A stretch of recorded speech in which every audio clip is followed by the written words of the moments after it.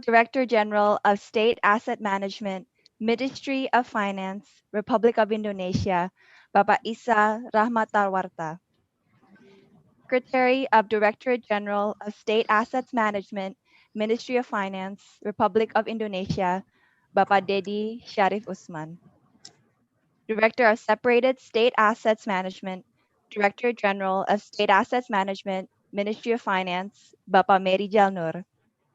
Secretary, Directors, and expert staff of the Director General of State Asset Management of the Ministry of Finance, as well as Echelon 1 and Echelon 2 officials within the Ministry of Finance. Energy Specialist of the Asian Development Bank, Mr. Florian Kitt. President Director of PT Geodipa Energi Persero, Bapak Riki Firmanda Ibrahim. Integrity Specialist of the Office of Anti-Corruption and Integrity of the Asian Development Bank, Mr. Nuserwan Entalati. On behalf of Director of Graft Control, Corruption Eradication Commission, Republic of Indonesia, Bapak Dion Hardika Sumarto. Director of Energy and Mining Business Entity Supervision, Financial and Development Supervisory Board, Republic of Indonesia, Bapak Agus Puruhita Harga Purnomo Widodo. Good morning. Distinguished officials from the Corruption Eradication Committee, Financial and Development Supervisory Board, Director General of New Renewable Energy and Energy Conservation, Ministry of Energy and Mineral Resources, and Deputy of Energy, Oil and Gas Industry, Ministry of State-Owned Enterprises. Distinguished officials from institutions and directors of state-owned enterprises or the representatives, ladies and gentlemen. A very good morning to all of you. We are delighted to welcome you to the webinar on anti-corruption and anti-bribery measures within projects of state-owned enterprises under the Ministry of Finance. This webinar is organized by the Director General of State Asset Management of the Ministry of Finance, Republic of Indonesia, supported by the Asian Development Bank, as part of the events celebrating the 14th anniversary of the Director General of State Assets Management. I'm Reta Pranari, your Master of Ceremony for this morning's webinar. This webinar aims to promote the open procurement process of ADB-financed projects in the Ministry of Finance's special mission vehicles, as well as emphasize the commitment of anti-corruption and anti-bribery measures in these projects. Allow me to briefly go through today's webinar agenda. After this opening, we will hear a keynote speech delivered by the Director of Separated State Assets Management, Bapak Mary Jalnur, which will be followed by presentations from the Office of Anti-Corruption and Integrity, Asian Development Bank, the Corruption Eradication Commission, as well as Financial and Development Supervisory Board, which will be moderated by Mr. Dodo Dwi Handoko from the Ministry of Finance. And at the end, a discussion session for question and answer. Before we start this morning's webinar, we would like to invite you to hear the Indonesian anthem, Indonesia Raya. May we all hear in reverence.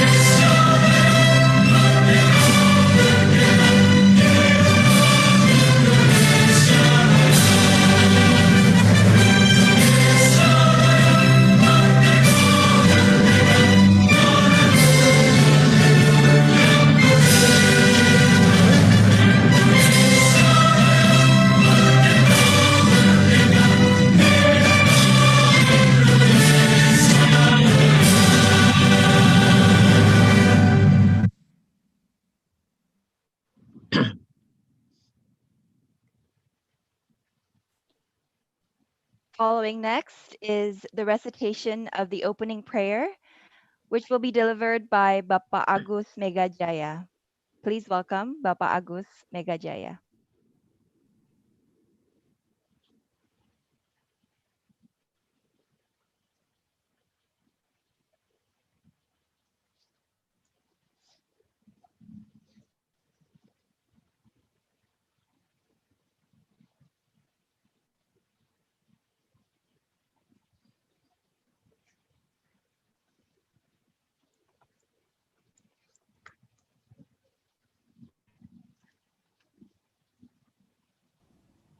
Assalamualaikum warahmatullahi wabarakatuh. Waalaikumsalam. Auzubillahi minasyaitonirrajim. Bismillahirrahmanirrahim. Hamdan syakirin, hamdan na'imin, hamdan yu'afi ni'amahu wa yukafi mazidah. Ya Rabbana lakal hamdu kama yambagi li jalali wajikal karimi wa azimi sultanik. All praise is due to you, Allah, for all the blessing you shower to us. Today is a gift for all of us to attend this webinar in a good shape without having any difficulties. Ya Rabbana, today we gather here to attend this event to discuss, share knowledge in order to deliver our best contribution to the nation and the humanity. Please grant us your blessing for the event from its beginning to the end. Please give us a clarity of mind. May everything related to this event be successful through your blessings, and grant us constructive ideas in a spirit of goodwill to develop our nation.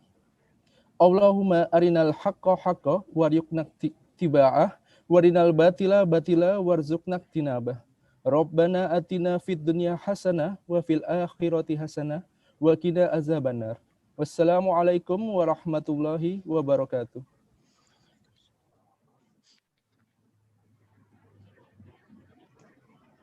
Thank you, Bapak Agus Megajaya, for the opening prayer. Ladies and gentlemen, please allow me to briefly explain the guidelines for today's webinar before we proceed to the main event. Firstly, we kindly request all participants to mute the sound or ensure that the microphone on your device is in mute mode during the webinar. Secondly, participants may raise any questions through the Slido link posted on the chat on this platform throughout the webinar. The discussion session will also allow selected participants to directly ask questions to our speakers with permission from the moderator. Participants may do so by raising your hand through the Zoom platform. Participants may also raise questions in both English and Bahasa Indonesia. Without further ado, we will now hear the keynote speech for this webinar, which will be delivered by the Director of Separated State Assets Management, Ministry of Finance, Republic of Indonesia.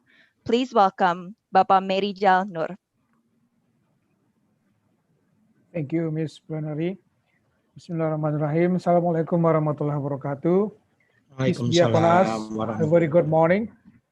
The Honorable Bapak Isa Rahmatarwata, Director General of State Asset Management, Secretary, Director and Expert Staff of DGSAM, as well as Honorable colleagues from Echelon 1 units with the Ministry of Finance, the officials from Corruption Eradication Committee, Financial and Development Supervisory Board, Director General of New Renewable Energy and Energy Conservation, Ministry of Energy and Mineral Resources, and Deputy of Energy, Oil and Gas Industry, Ministry of State-Owned Enterprises. Mr. Florian Kitt, Energy Specialist, the Asian Development Bank.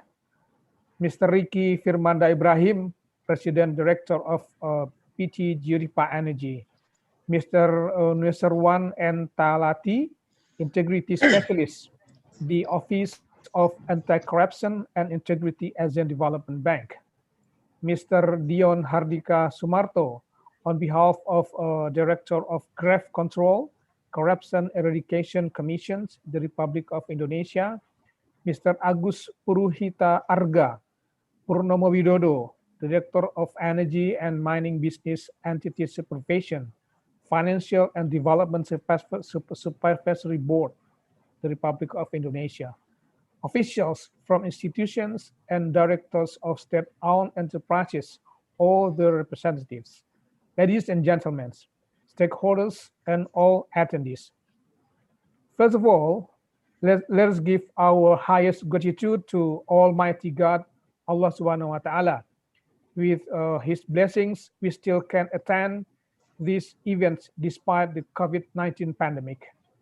This video conference of a webinar on anti-corruption and anti-bribery measures within projects of state-owned enterprises under the Ministry of Finance is organized by DigiSam and also meant as a part of events celebrating DigiSam's 14th anniversary. Ladies and gentlemen,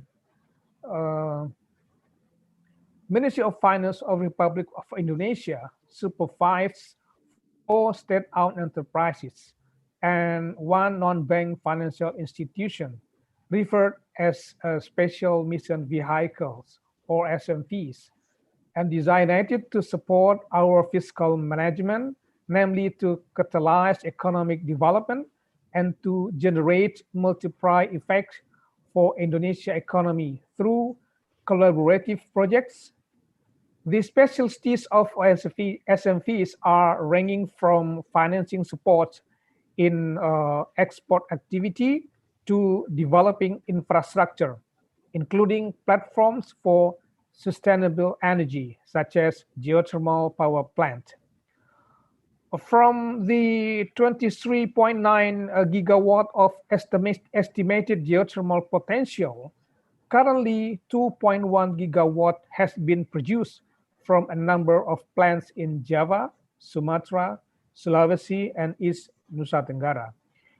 In a small scale, through one of our SMV, PT Geodipa Energy has managed to generate 120 megawatt of electricity from its 2 fields in Dieng and Patuha. However, as government vehicle in encouraging development of renewable energy sector, GDE's role will be influential along with supportive collaboration design among the SMVs. Years of cooperation between the MoF and ADB has been fruitful in many sectors, included in geothermal energy development. This August, a new milestone has been established when both parties agreed to finance the Dieng 2 and Patua 2 geothermal project. The credit goes to ADB, GDE, the Directorate General of Financing and Risk Management, and PTPII. Despite this notable agreement, there are still challenges to be addressed as to make the project successful. One of them is latent threat of corruption, which looming in most projects utilizing public money. Ladies and gentlemen, the Ministry of Finance has prioritized efforts on corruption eradication and prevention by persistently promoting the principle of good governance and governing laws in conducting public affairs, including projects conducted by the SMVs. Besides prevailing civil and criminal codes, MoF has issued regulation on GCG implementation within the SMVs in 2015 and the draft control policy into 2017, intended to deter unsound practices in every stage of the SMV's business cycle. Regarding the undergoing project of SMVs, notion of unfair and shady practices should be banished. Therefore, the seminar purposely held to shed light on anti-corruption and anti-bribery measures within projects of state-owned enterprises under Ministry of Finance. It is expected that all stakeholders, including all potential suppliers, have abundance of enthusiasm in participating in the project due to assurance of fairness and transparency in the project procurement process. In the seminar, we have 3 prominent speakers from distinguished institutions. Please do not hesitate to explore their knowledge and expertise in their field of satisfy your curiosity about GDE, SMP projects, and to remove your doubtful about the fairness and transparency of the procurement process. Myself, I am confident that the procurement will be fair and transparent, mostly because the management of GDE has pledged their full commitment to the success of the project. Ladies and gentlemen, to sum up, the success of the geothermal project certainly depends on many factors, both controllable and uncontrollable. However, the fair and transparent procurement paved the way for the following stages to be successful. We understand that the risky nature of geothermal projects, therefore, the mitigation strategies must be conducted from the very beginning stage, and this seminar is a part of the strategy. Once again, thank you for your attendance and appreciation for this seminar. Thank you. Assalamualaikum warahmatullahi wabarakatuh. Waalaikumsalam. Thank you, Bapak Mary Janur, for the keynote speech. Following next, we would like to invite the President Director of PT Geodipa Energi Persero to deliver his opening remarks. Please welcome Bapak Ricky Firmanda Ibrahim. Okay. Terima kasih. Thank you very much, moderator. Selamat pagi, Bapak Ibu sekalian. Good morning, everyone. First is Honorable Mr. Mary Jalnur, Director of Separated Asset Management, Directorate General of State Asset Management, Ministry of Finance, Republic Indonesia. Honorable Mr. Florian Kit, Senior Energy Specialist, Asian Development Bank. Honorable speakers, Mr. Nusserwan and Talati, our Senior Integrity Specialist, the Office of Anti-Corruption and Integrity, Asian Development Bank, Mr. Sharif Hidayat, Director of Gravity Control, Corruption Eradication Commission, or we call it the KPK, Republic of Indonesia. And the last but not least, Mr. Susilo Widiantoro, Head of Subdirectorate of Electricity, Energy, and Renewable Renewable Business Entity Supervision, Financial and Development Supervisory Board, or namely BPKP, Republic Indonesia.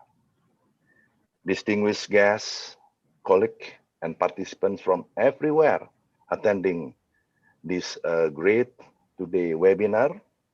Ladies and gentlemen, Assalamualaikum warahmatullahi wabarakatuh. Waalaikumsalam warahmatullahi wabarakatuh. Again, selamat pagi, good morning. It is our great pleasure seeing you, so many of here, to join.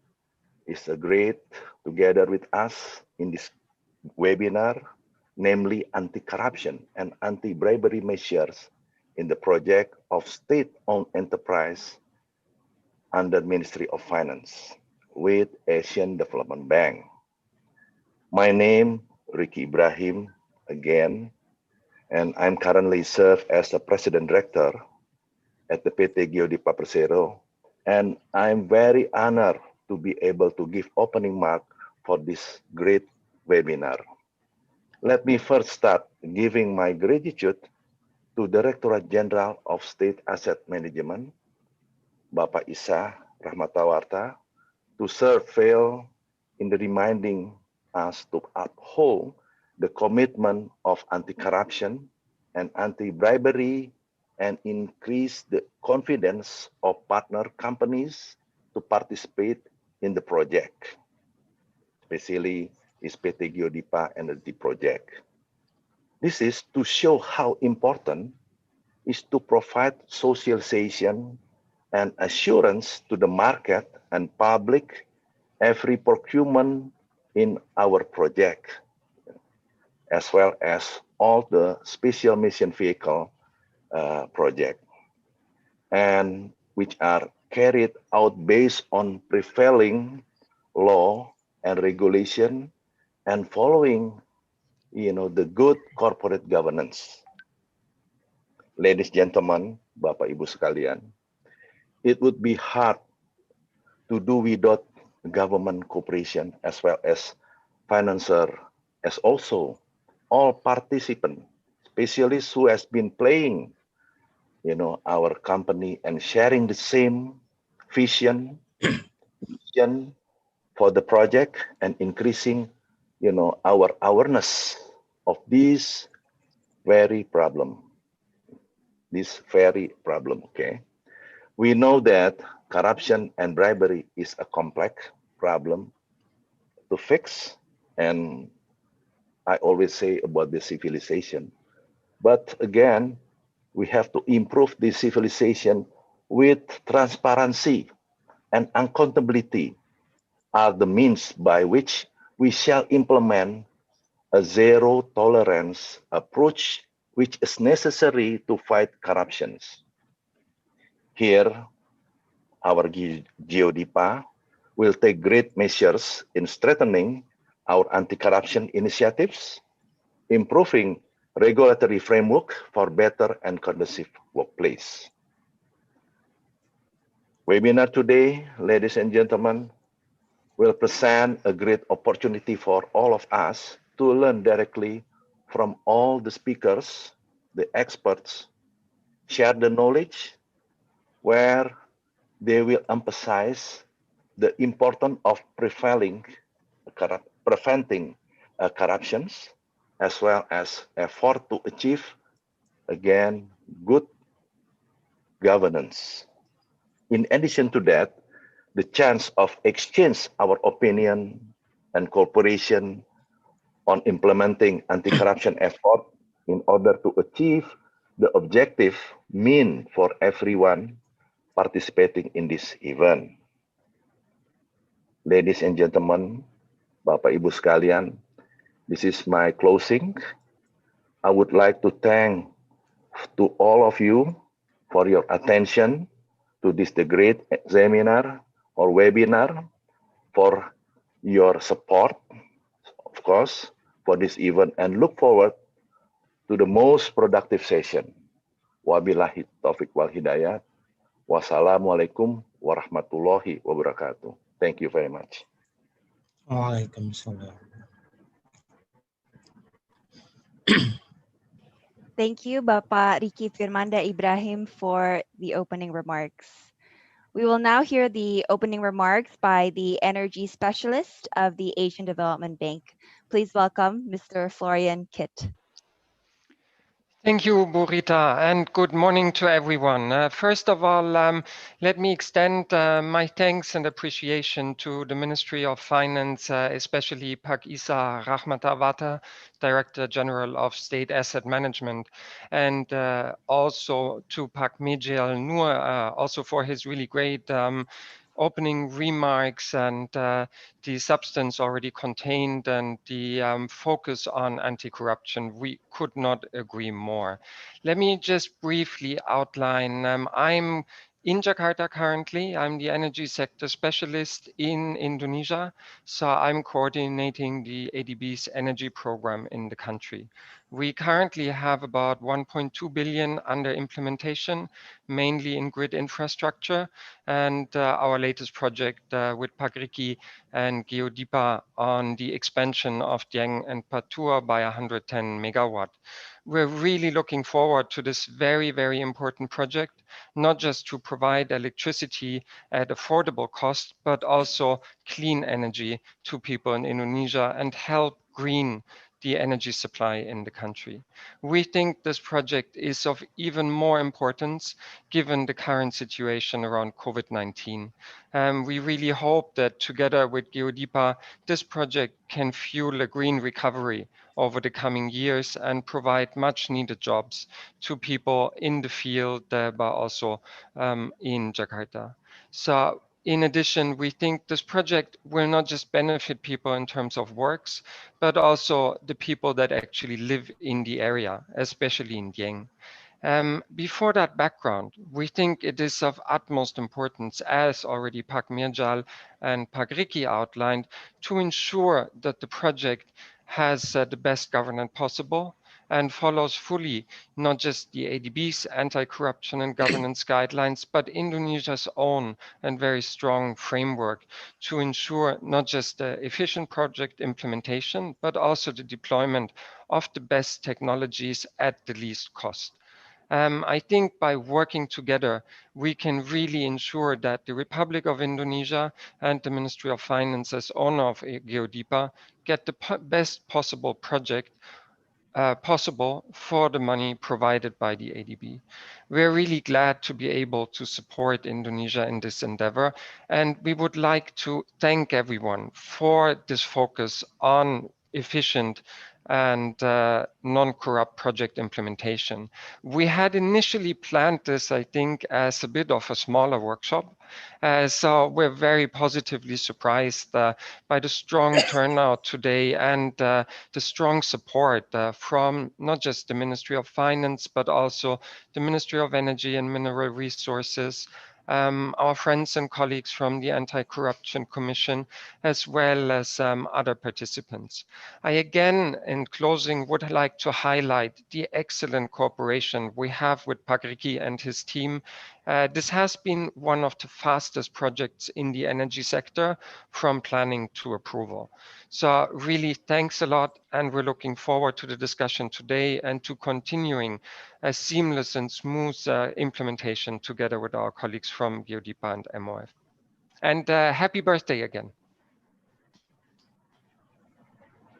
Thank you, Mr. Florian Kitt, for your remarks.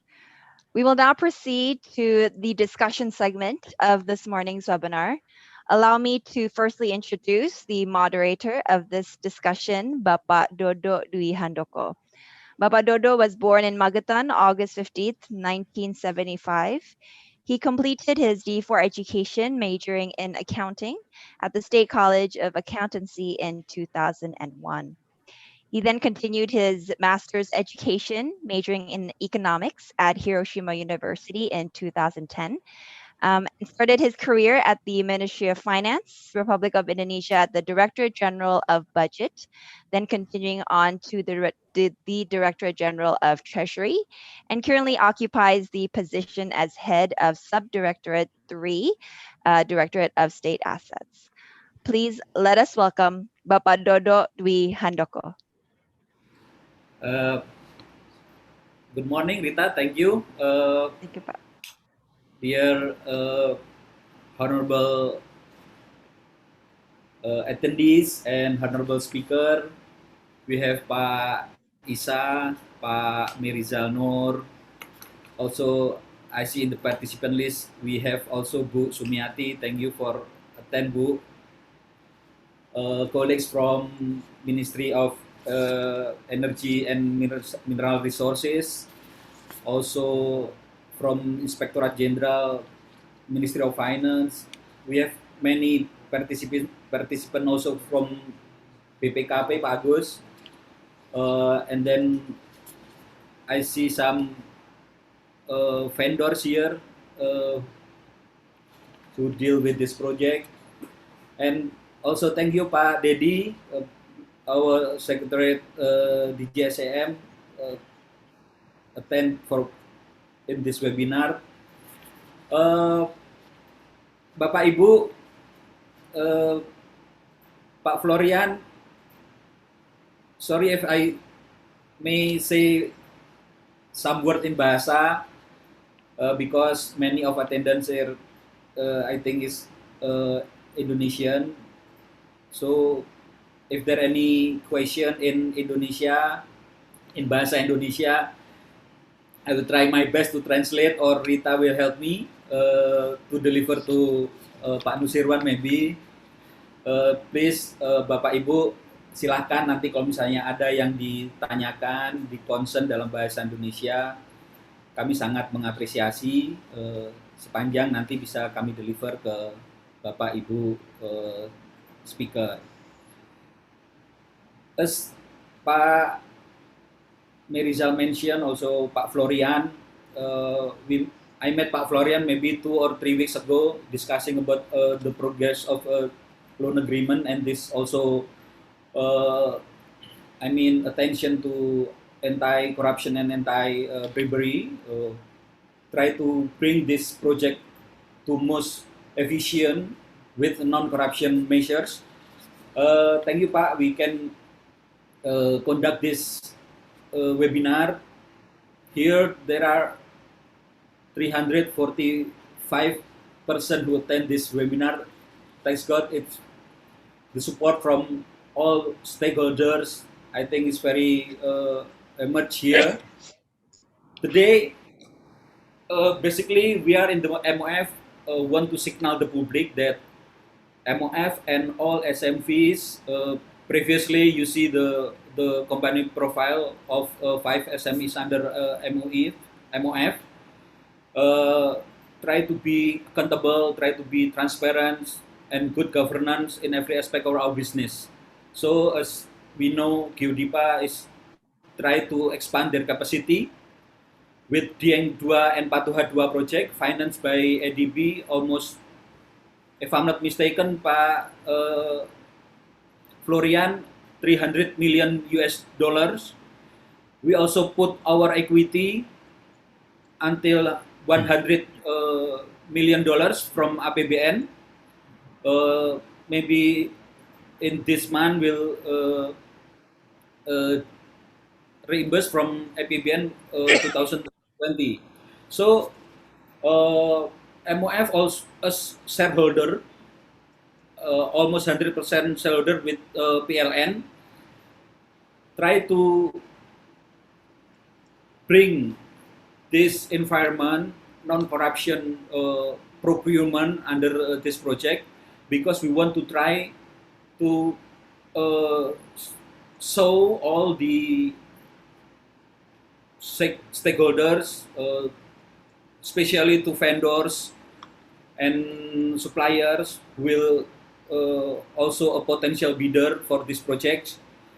And we strongly endorse all the management of the SMV under Ministry of Finance also put this spirit to be more accountable and more transparent. Here we have Pak Agus Puruhita Arga from BPKP as our speaker. We also have Pak Dion from KPK, but the first is Pak Nusirwan from the ADB. Welcome, Pak Nusirwan. Your name sounds like people came from western part of Indonesia, Pak Nusirwan. Maybe. Sorry, Pak. You're not you're familiar. Your name is in Indonesia. Here, Pak Nusirwan is the member of ADB. He is senior integrity specialist. Before in ADB, Pak Nusirwan joined with African Development Bank, and then EY and KPMG. He graduated from University of Mumbai. He got a lot of license and certification from the your computer. You can see that he's certified internal auditors, certified information system auditors, also certified fraud examiner. And then last but not least, he is certified artificial intelligence specialist. I think he the most person who capable to bring this webinar live, hopefully. The second speakers, we have Pak Dion.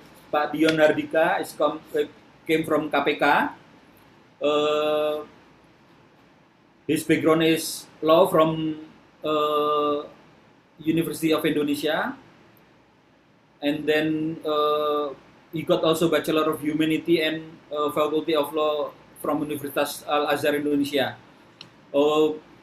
He's now a group head in the Directorate of Gratification, Komisi Pemberantasan Korupsi, Corruption Eradication Commission.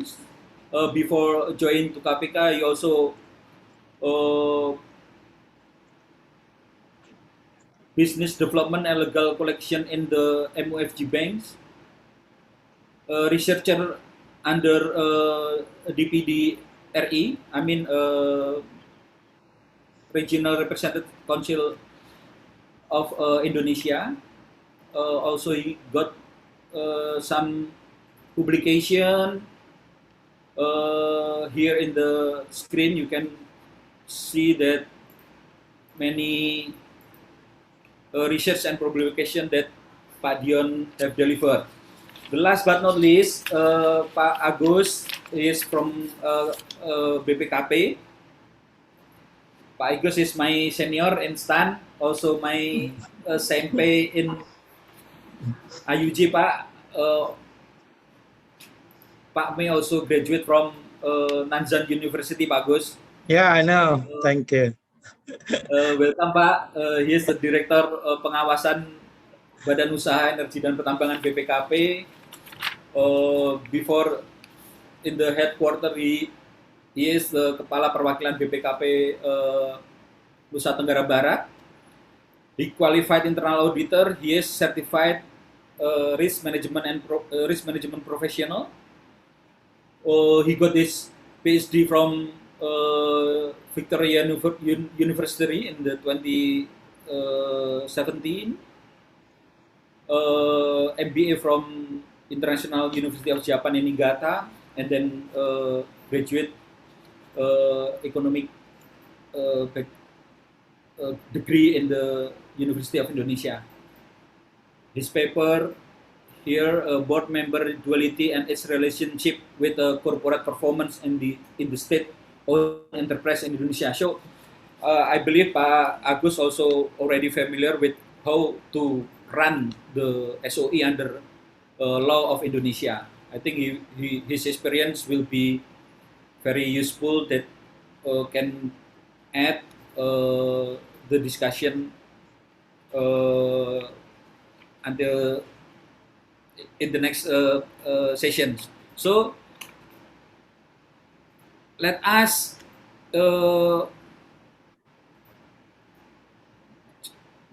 invite Pak Nusirwan. Pak Nusirwan. Good morning, Pak. Good morning, Pak Dolo. Okay, the floor is yours, Pak. Please, Pak. Thank you, Pak Dolo.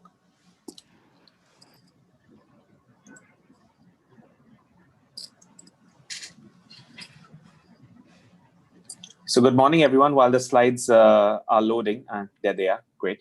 My name is Nasirwan Talati. I'm a Senior Integrity Specialist with the Office of Anti-Corruption and Integrity of the ADB.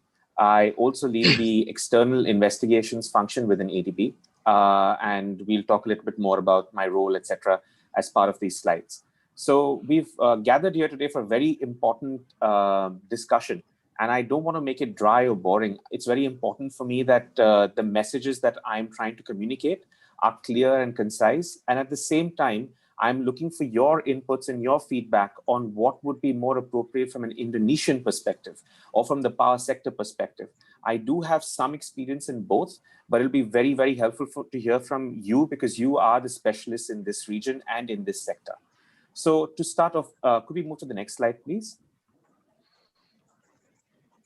So the objectives of this session is pretty straightforward and simple. We're looking to create or to help build awareness and to create an understanding of ADB's anti-corruption policy and the integrity principles and guidelines. We'll be discussing OAI's mandate and work streams. What exactly do we do? What's this black box in ADB? What sense does it make? why exactly do we exist, and what we would also like to try and build is awareness about what integrity violations are looked at by my office, as well as the impact of sanctions on any actions that are performed which might be considered integrity violations. Could we go to the next slide, please? Thank you. Broadly, this is a further enunciation of how we'll go about it today. We will talk about how corruption affects development. Everybody knows it affects development. That sounds like a complete no-brainer to most people. But we've had a few studies which actually talk about a little more detail. So I'd like to share that with you to help everyone on this call also become more aware of how bad it really gets. I will talk about ADB's work in Indonesia. We've been long-standing partners since 1966, if I remember correctly, with regards to what work we have been doing in Indonesia. And of course, there is, we will also talk about Strategy 2030 and ADB's anti-corruption policy, which is ADB's long-term plan, and how, I'll actually explain to you how the integrity principles are actually enshrined within Strategy 2030. We'll also discuss the integrity guidelines in ADB's procurement policy, because that also governs what ADB does. And you will see that the integrity and anti-corruption link is very strong. These are like twins. The procurement policy and the integrity guidelines are actually interlinked, and you'll see that through the policy. I'll also talk about integrity violations, and I will also discuss the sanctions list that we will be talking about in a little more detail with a little nuances. Next slide, please. So how corruption affects development is something that we've all talked about. We've discussed it at various forums. We've heard a lot of people talk about it. But if we would talk about it in more general terms, everyone knows corruption is bad.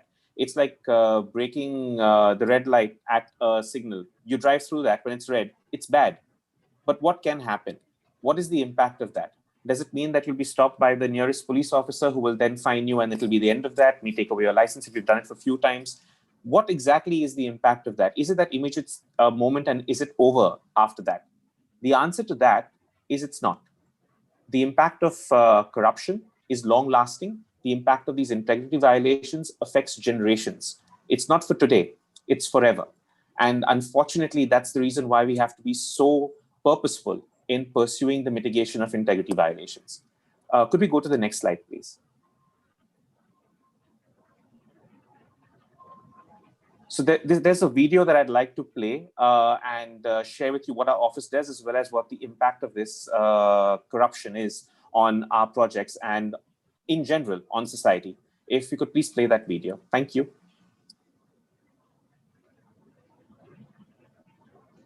Sorry, could we increase the volume?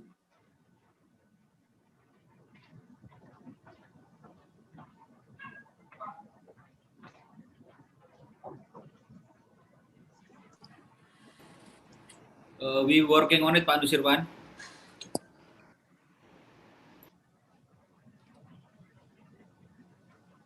Maybe while that's being sorted, I could just quickly talk about the video and why it's so important. No problem, Pak. So this video is about a project where there was hope. All projects start with hope. And there was the positive outcome that was being looked forward to by the beneficiaries of the project. Unfortunately, there were certain things that took place on the project. So even a very well-intentioned project was effectively sabotaged by greed and by the desire of a few to make some money at the cost of the many. Now, what does that really mean, and how does that have an impact on everything that we do is the subject of this video, in terms of how certain minor things that might seem minor, that might seem a short-term problem, become a long-term outstanding issue. And once we actually get to see the video, I'd like to ask all the participants to think about what is the real impact of these integrity violations.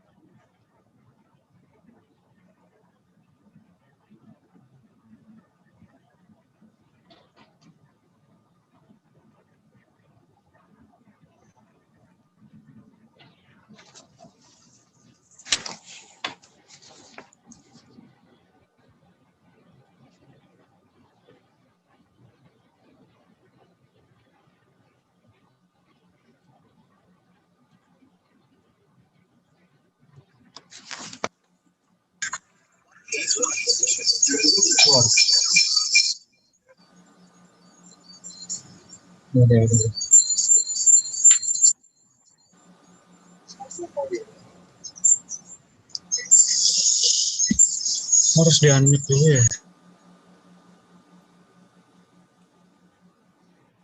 Pak Nusirwan, our staff have trouble in the sound. I think it's okay if we have no sound in the video. No problem. We do have subtitles, so gimana? it's fine. We can work. Okay. We can work with the subtitles as is. I'll just quickly summarize it. So this was about a water project in a certain country where ADB was the financier for the project, and of course we had an issue where there was an arrangement made between the executors of the project, the inspectors on the project, and the contractor on the project. So substandard pipes were used for this particular project, and as a result of that, we had a situation where after initially providing water, the taps that were being used to provide water to the beneficiaries went dry. As a result of that particular thing happening, it's no longer about water.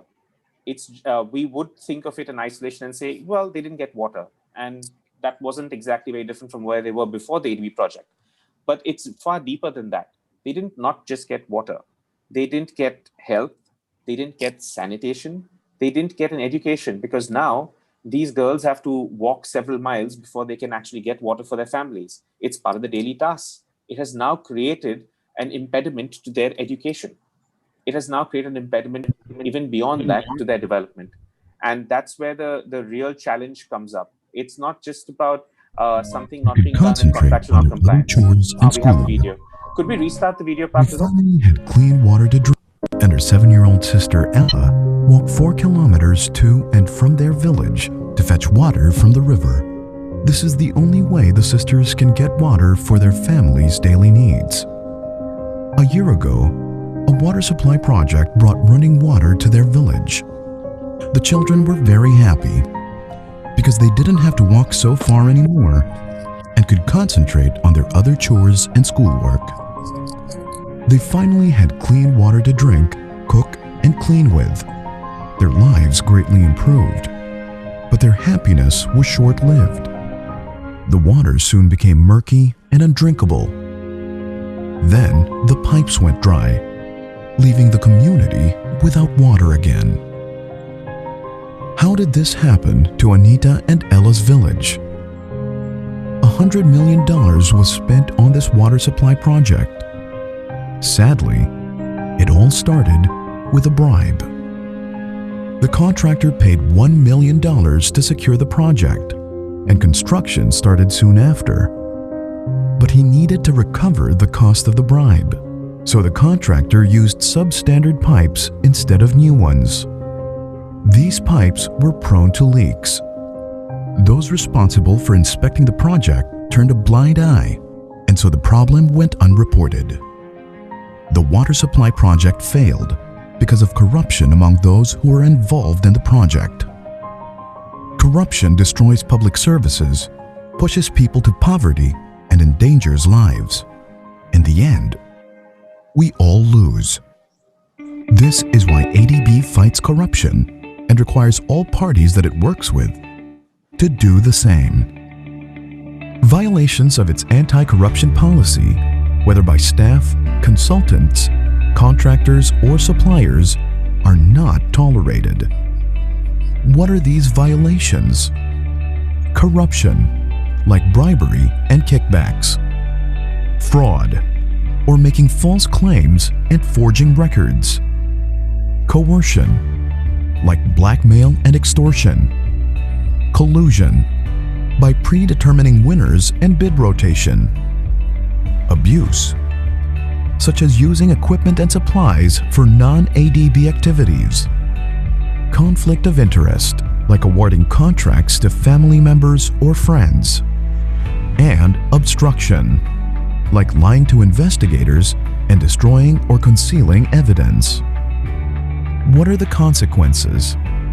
Firms and individuals in violation of ADB's anti-corruption policy may be cautioned or reprimanded and pay restitution, but they may also face suspension or debarment.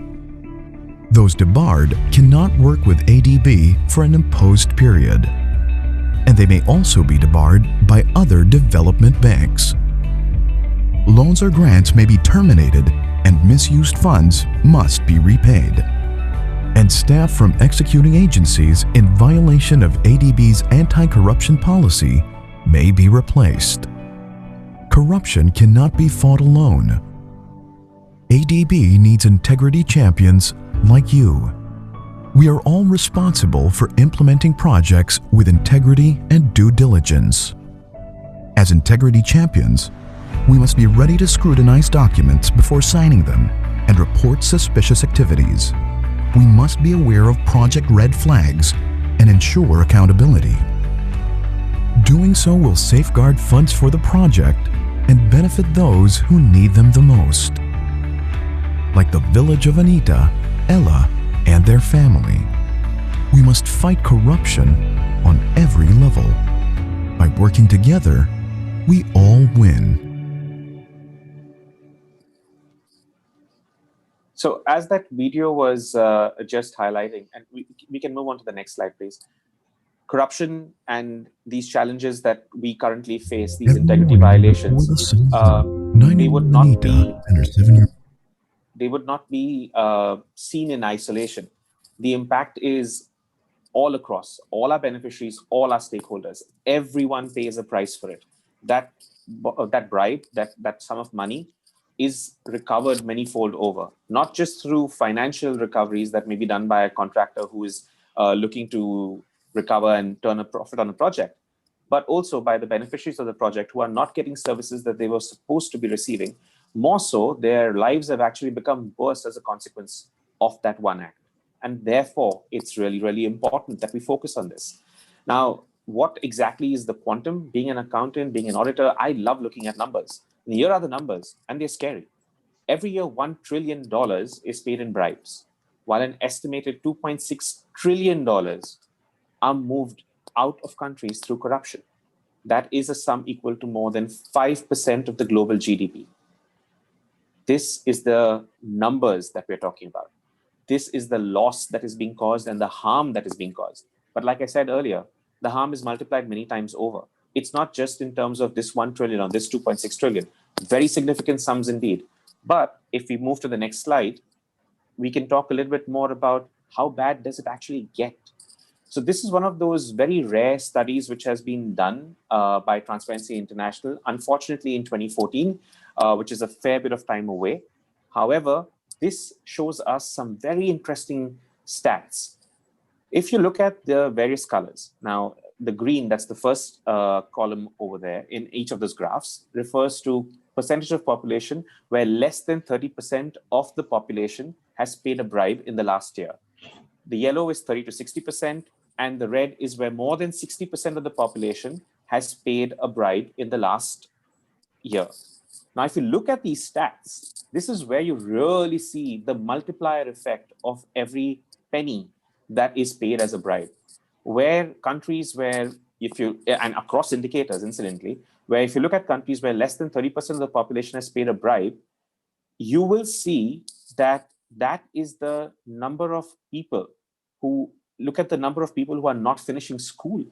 You have 9% not finishing school in those countries. But in cases where more than 60% of the country has paid a bribe in the past 1 year, you have more than 50% of that particular country's children not finishing school. If you take it a little further and look at it as disparate as women dying in childbirth, because that's a very big difference, you have 45 women for countries where less than 30% of the population has paid a bribe in the last 1 year, 45 women per 100,000 live births. In countries where more than 60% have paid a bribe in the last 1 year, that number goes up more than 10 times. That is the impact of corruption.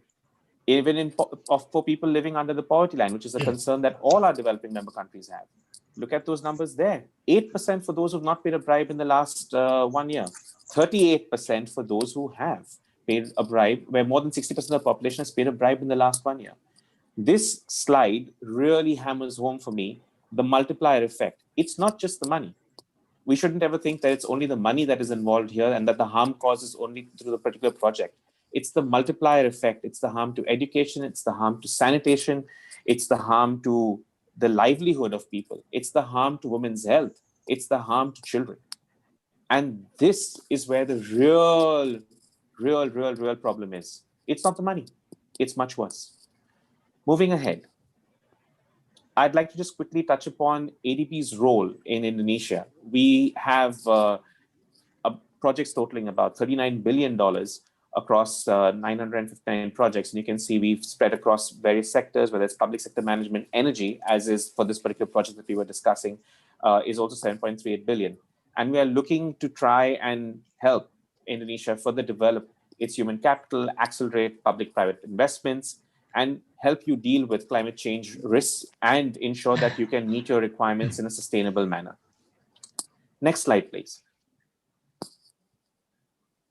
This is the Indonesia geothermal power generation project, the project that we're currently talking about. And there's a reason why this particular slide is over here in front of you. This is on our website.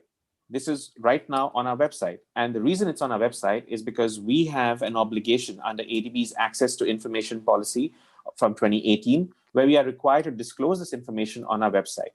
And this particular page reflects our commitment to transparency, accountability, and participation by stakeholders. What does this page have? It'll have the details of how much has been dispersed. It'll have the details of what contracts are currently ongoing. It'll identify the project officer. It'll identify the executing agency. It'll identify the key information related to the project that any stakeholder may want to know and may be concerned about. We are looking to share this information because we believe that the information deficit is the real reason why integrity and corruption are at loggerheads with each other. If people are aware, if people are knowledgeable, if people have the information at their fingertips, they can actually question the status quo and they can realize when projects are not going the way they're supposed to go. Next, please.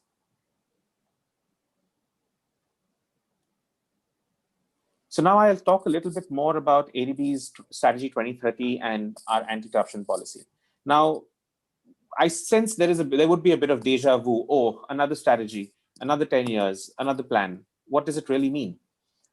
ADB Strategy 2030 is more than just a plan. It is a strategic initiative to look forward and to see where we would like to be in 2030 and start working on the tools to reach there before 2030. Now, it talks about various elements, but the key element for us is under the Operational Priority Plan 6. In this case, we have talked about our incentive to look at strengthening governance and institutional capacity within all our DMCs. How we will do that is also outlined. We will support all governments with their efforts to eradicate corruption, whether it's through seminars like this, whether it's through joint work with them to try and help eradicate certain issues. We will work towards that aim with the governments of the region. We'll promote effective, timely, and corruption-free delivery of public services, whether through the adoption of technology, whether it's through conducting project integrity reviews, as we'll discuss later. And we will implement anti-corruption measures in all ADB projects and programs. We'll touch upon this a little later as well, but it is important to reiterate at this point. Every initiative, every project, any ADB-financed, supported, or administered activity is covered by ADB's anti-corruption policy and the integrity principles and guidelines, and that there are no exceptions to. Moving forward, please. We'll now talk about the various, you could say, policy framework that we have in place for our anti-corruption policy. First off, we have the anti-corruption policy, which talks about zero tolerance for any kind of integrity violation. We also have that operationalized into the integrity principles and guidelines, which is our operational manual on what we can actually do as part of our investigative work, as part of our integrity work. All this is linked back across the board with administrative orders, which are applicable to ADB staff, operational instructions, such as the operations manual, which determine how our projects are implemented, and guidelines, which are the publicly available documents where we talk about how we can select consultants, how can procurement take place, what are the integrity requirements, and FAQs as well, to help people understand what exactly does integrity mean on ADB's projects. Why is all this important? It's important to demonstrate over here that these documents encompass everyone, starting from the board of ADB, who are involved with the anti-corruption policy, going down to our staff, who are involved with the IPG and the administrative orders and the operational instructions, going out to our partners, such as the executing agencies, who are involved with selection of consultants, procurement, and maintaining the integrity on the project. So it's all encompassing. There are no exceptions or exclusions to this. Moving forward, please. So I'll now highlight a bit on how our integrity guidelines are linked to the ADB procurement policy. The ADB, if you can move forward to the next slide, please. The ADB procurement policy is very closely embedded and integrated with the anti-corruption policy and the integrity principles and guidelines. How closely? The procurement policy itself talks in extreme detail about the requirement for the highest integrity, the highest ethical standards to be maintained in our projects. It also talks about conflict of interest. It also makes references to the IPG and makes references to the various potential integrity violations that we might have. We also have the project administration instructions, which are also discussed in detail with the EA, with the executing agency. And we have a link back again with the ADB's anti-corruption policy and guidelines in the PAI. The reason being, we would like to reiterate this message at every stage, at every point, at every opportunity that is available to us. But how do we communicate that to external parties? We now have the procurement portfolio and finance management department, our procurement department, PPFD, has now created even a chatbot called PIA, which is available to everyone. And you can actually go online and search either for information, search for publications, search for keywords and phrases. That's you're looking for conflict of interest. What does that mean with ADB? What does that mean for us per se? You can ask PIA, and PIA will have the answers. Moving forward, please. I'd like to also touch upon the procurement staff instructions, because while this is applicable to the projects, it is applicable through ADB staff. And again, the reason why that we have that there is to build another level where the procurement staff instructions explicitly states that the anti-corruption policy and the IPG governs procurement regardless of the procurement arrangement. Irrespective of how it has been done, it would still be covered. And we would then further highlight that executing agencies may report integrity violation directly to OAI without informing the concerned project officer. If you have a concern, it doesn't need to be routed through the ADB project officer. It doesn't have to be routed through anyone. You can directly send it to ADB's integrity hotline. That's integrity@adb.org. And we will respond. We will log that as a complaint and we will begin our assessment. So in any case, the message I'd like to give here is regardless of the procurement arrangement, regardless of the circumstances, even with COVID-19, we still apply the ADB anti-corruption policy and we still apply the integrity principles and guidelines. Next slide, please. We also have a specific link to bidding-related complaints. We talk about how bidding-related complaints are to be handled. We have this document available on our website, which you can download and access. It's also available to anybody else who might look at it, need to look at it, such as bidders, etc.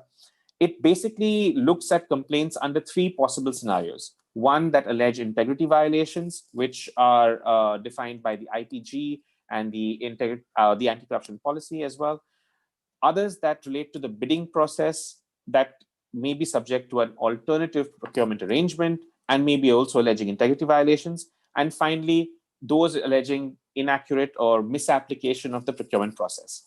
The inaccurate or misapplication of the procurement process would be handled by the procurement department, the PPFD department as we call it, within ADB, but the other two would be looked at by my office, by the OAI.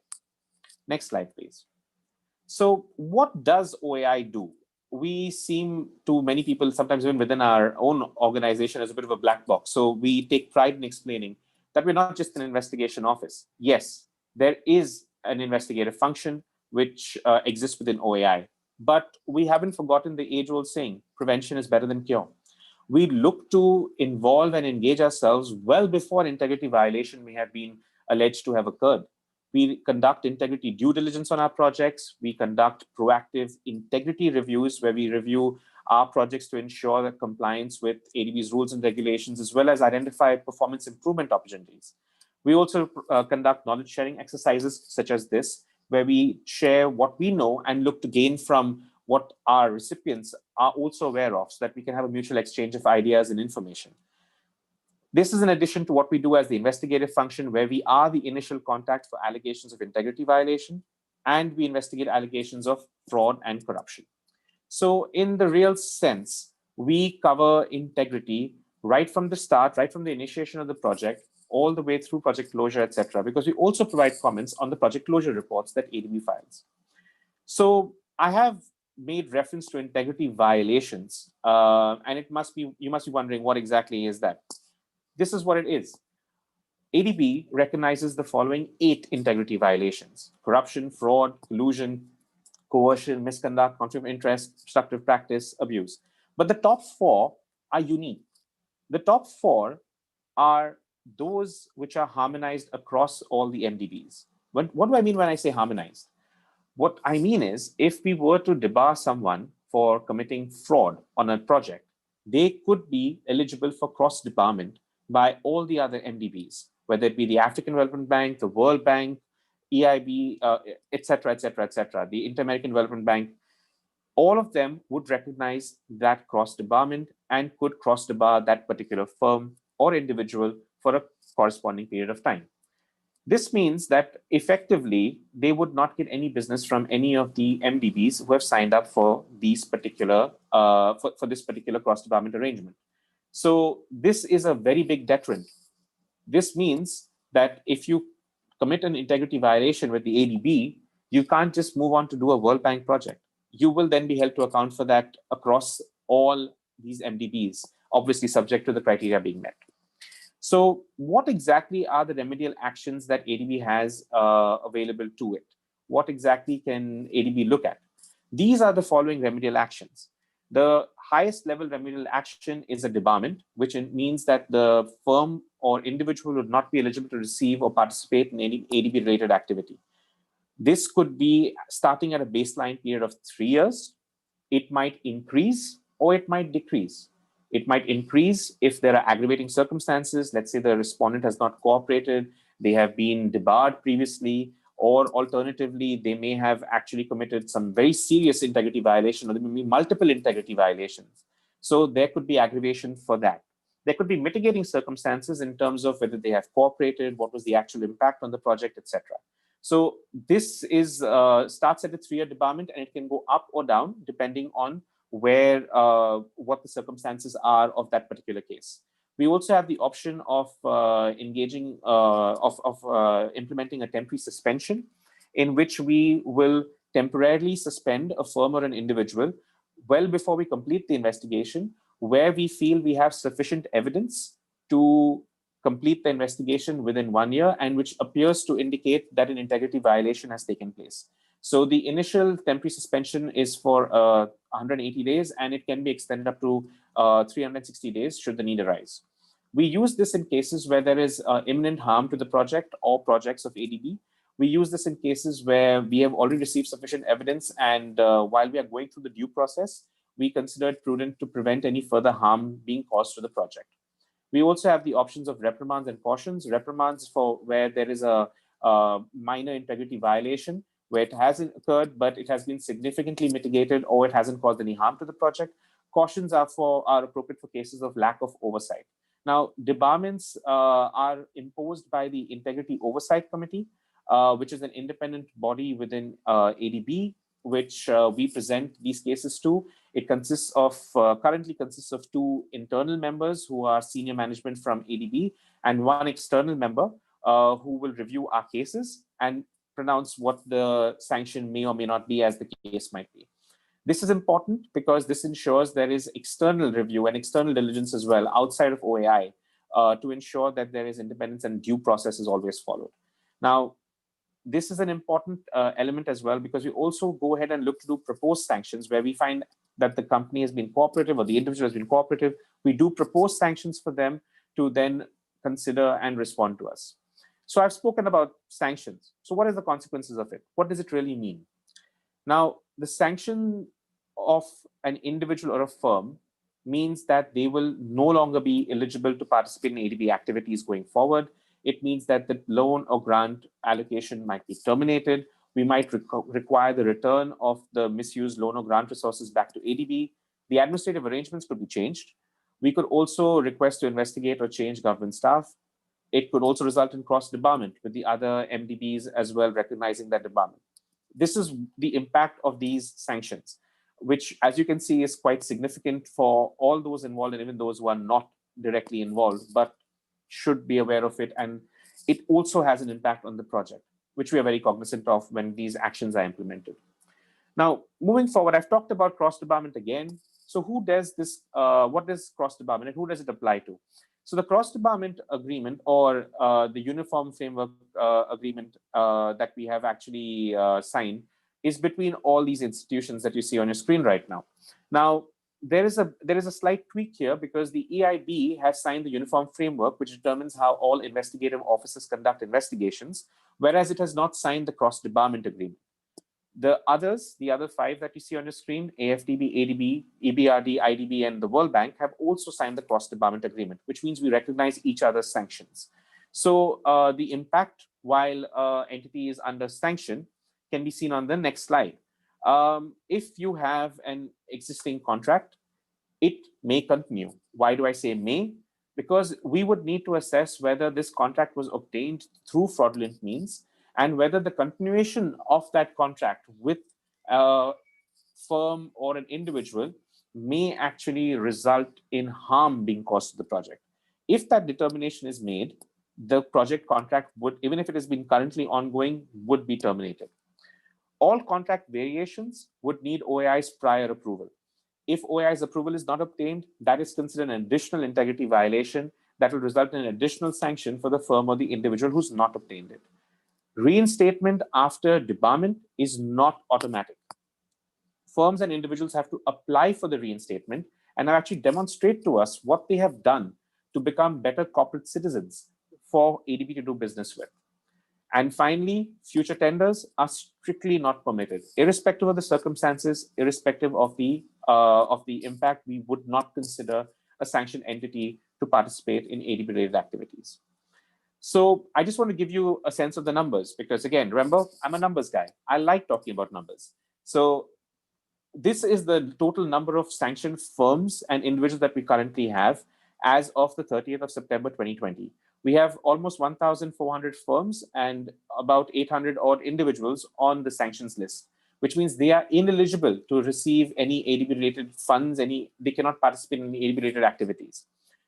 This number fluctuates and keeps changing. This number depends upon who has been reinstated or depends upon cross-debarments we have recognized or would depend upon whether we have actually sanctioned any new entities.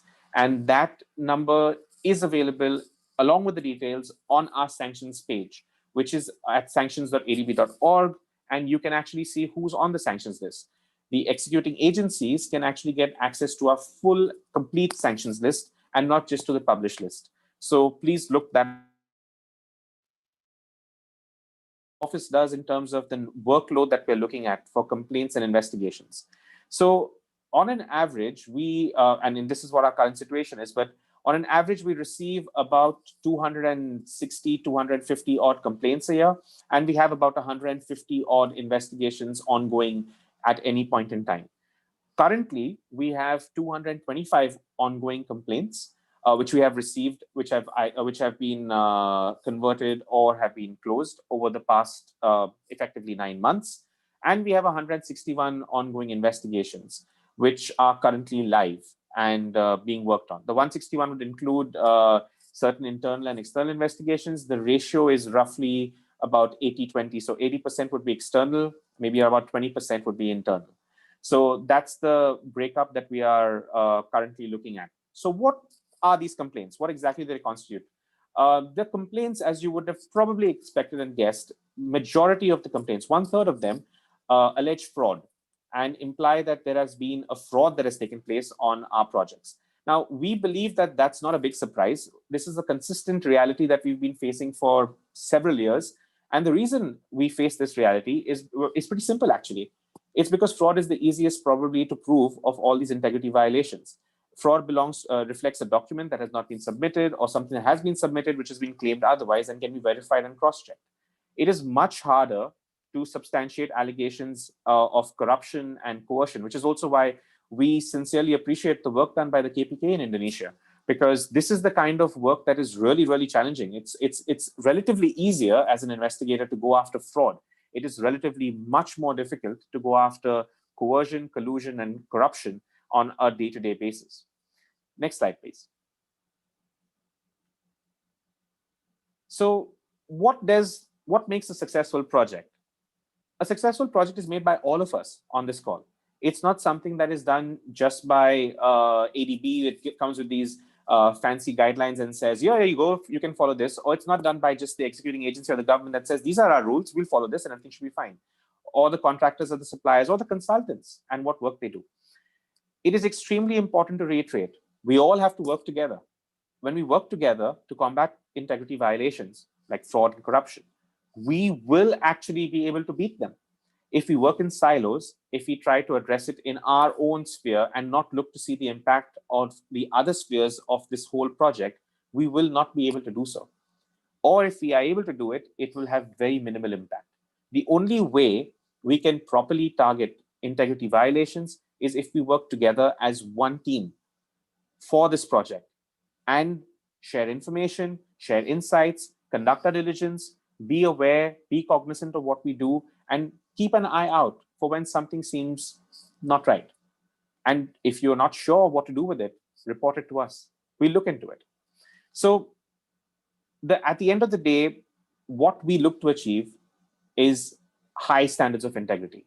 Because without doubt, projects will be successful if contractors, suppliers, and consultants work well with governments while they implement the ADB projects, while adhering to the highest ethical standards and actively reinforcing or adopting practices that enhance transparency, accountability, and integrity.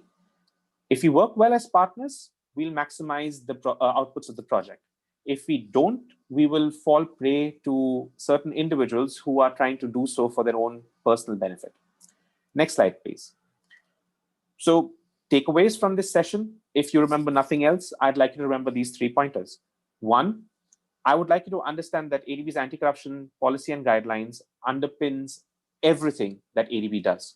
Every ADB project in every way, every shape, every form. I would like you to know that OAI is involved in investigations and prevention. We also do project integrity reviews. They are not investigations. They are more collaborative. That does not mean an integrity violation has occurred. But what it does mean is that we are trying to work with you, to collaborate with you, to help you prevent an integrity violation from occurring, or to identify gaps which might actually help you in implementing the project more effectively and efficiently. So we look at both sides of it.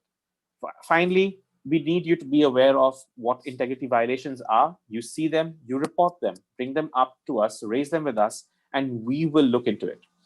Also, please remember, I've made reference to this earlier, please go to sanctions.adb.org. As an executing agency, you have a need to know and you will be given access to our complete list. Our complete list includes everyone who has ever been sanctioned by ADB, including first-time offenders. That is different from the published list that you will get access to without logging in and registering. You need to log in and register to get the complete list because the complete list has everyone, including first-time offenders. This published list will not have everyone, including first-time offenders, because ADB does not cross the bar first-time offenders unless the integrity violation that has been committed is extremely serious. Going forward to the next slide. Finally, as I have been saying in several ways and forms, and I'd like to reiterate it again, we are all responsible for our integrity, but we are also responsible for ensuring the integrity on our projects, on ADB projects. If we try doing it in isolation, we are doomed to failure. If we don't check documents before we sign them, if we don't review them, if we don't try to use professional skepticism, we will not pick what might be happening around us. Failure to do so will result in harm to the project. And as we have seen and in the video, and as I have also said earlier, this is not something that is only going to be about a few $1 million. Significant sum indeed. But the bigger impact is on the people, is on the stakeholders, is on the beneficiaries. And that's where we all lose. So let's win together, let's work together, and let's prevent integrity violations from occurring on our projects. Thank you. Okay, Pak Nusirwan, thank you for your presentation, explanation. Very sharp, Pak. The time is end from for you. Very sharp presentation and very enlightenment. Okay, for the second speakers, let us invite Pak Dion. Pak Dion, Bapak mungkin punya waktu yang kurang lebih sama dengan Pak Nusirwan. Pak Dion, you have the same allocation for your presentation, but if you can make it a little bit brief, we very appreciate, Pak. Thank you, Pak Dion. Siap, Pak Dodo. Thank you, Pak Dodo. Thank you, Pak. Oke, bismillahirrahmanirrahim. Assalamualaikum warahmatullahi wabarakatuh. Salam sejahtera untuk kita semua. Greetings to all attendees. First of all, I would like to extend my best regards to officials from the Ministry of Finance, representative from government and private sector, and all of the participants. I also really appreciate the speakers who attended, and I also learned a lot from them. My name is Dion Hardika. I'm the group head at the Gratuity Directorate. Present with me, Mrs. Iren Faralovani, also from the KPK Gratification Directorate. Good morning. Let me elaborate on anti-corruption awareness for the next few minutes. I agree with the previous speaker that corruption has a very detrimental impact and tremendous damage to society. I'm sure that the participants understand very well the provisions of the law on anti-corruption, but there is nothing wrong if we refresh and learn together about anti-corruption laws in Indonesia. For starters, I will explain that the KPK has an obligation to carry out its duties in eradicating corruption at 6 points. First, prevention, second, coordination, monitoring, supervision, law enforcement against corruption, and execution of judge's order and court decisions. Jadi sebagaimana kita ketahui juga di Undang-Undang KPK, Bapak Ibu sekalian, kita ada 6 tugas utama terkait pencegahan, koordinasi, monitoring, supervisi, penegakan hukum atau penindakan, dan juga eksekusi.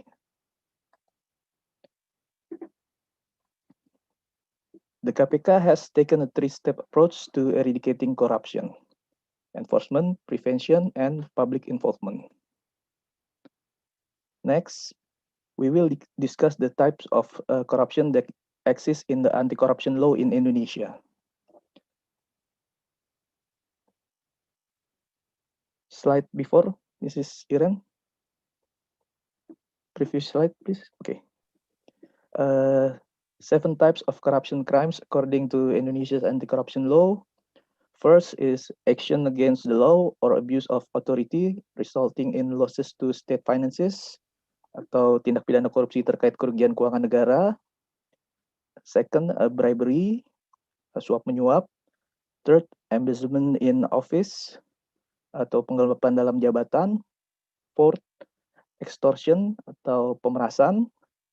Fifth, fraudulent actions atau perbuatan curang, biasanya konflik kepentingan dalam pengadaan.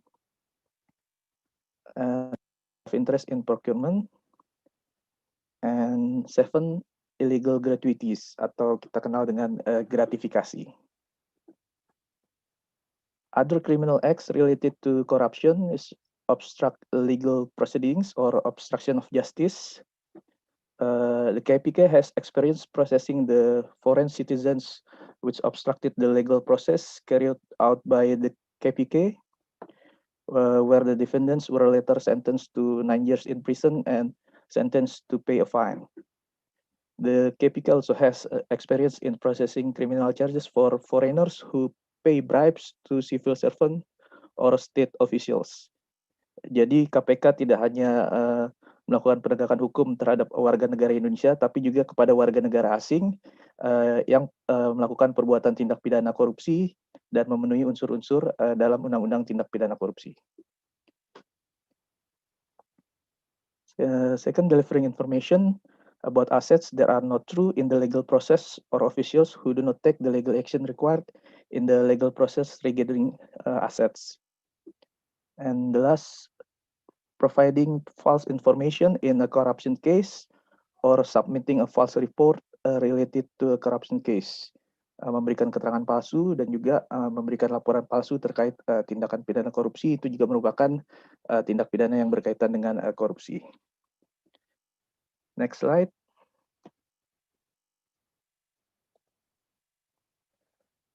Corruption crimes handled by the KPK based on the type of profession or position from 2004 until 2019, there are 297 people. This is the largest number of convicts who came from the private sector. Jadi Bapak Ibu sekalian, yang terbanyak pelaku korupsi ini kalau di data kami dari 2004 sampai 2019 kasus yang ditangani KPK dari pihak swasta gitu ya. Then followed by the number of perpetrators from members of the legislature and state officials who were involved in corruption cases. Of course, based on this data, we must make efforts to prevent corruption in government projects that will be implemented. Yang kedua juga disusul oleh anggota legislatif dan juga penyelenggara negara ya.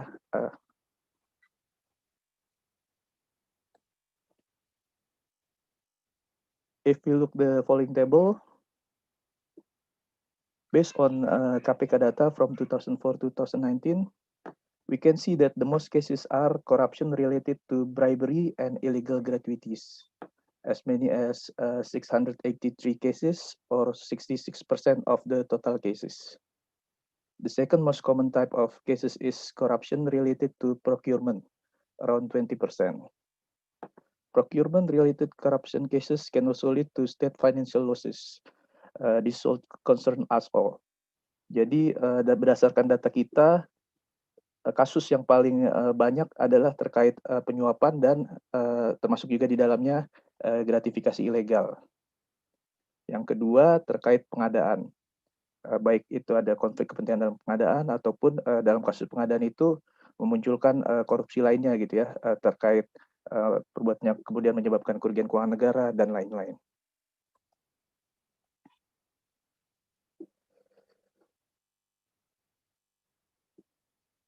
Next slide.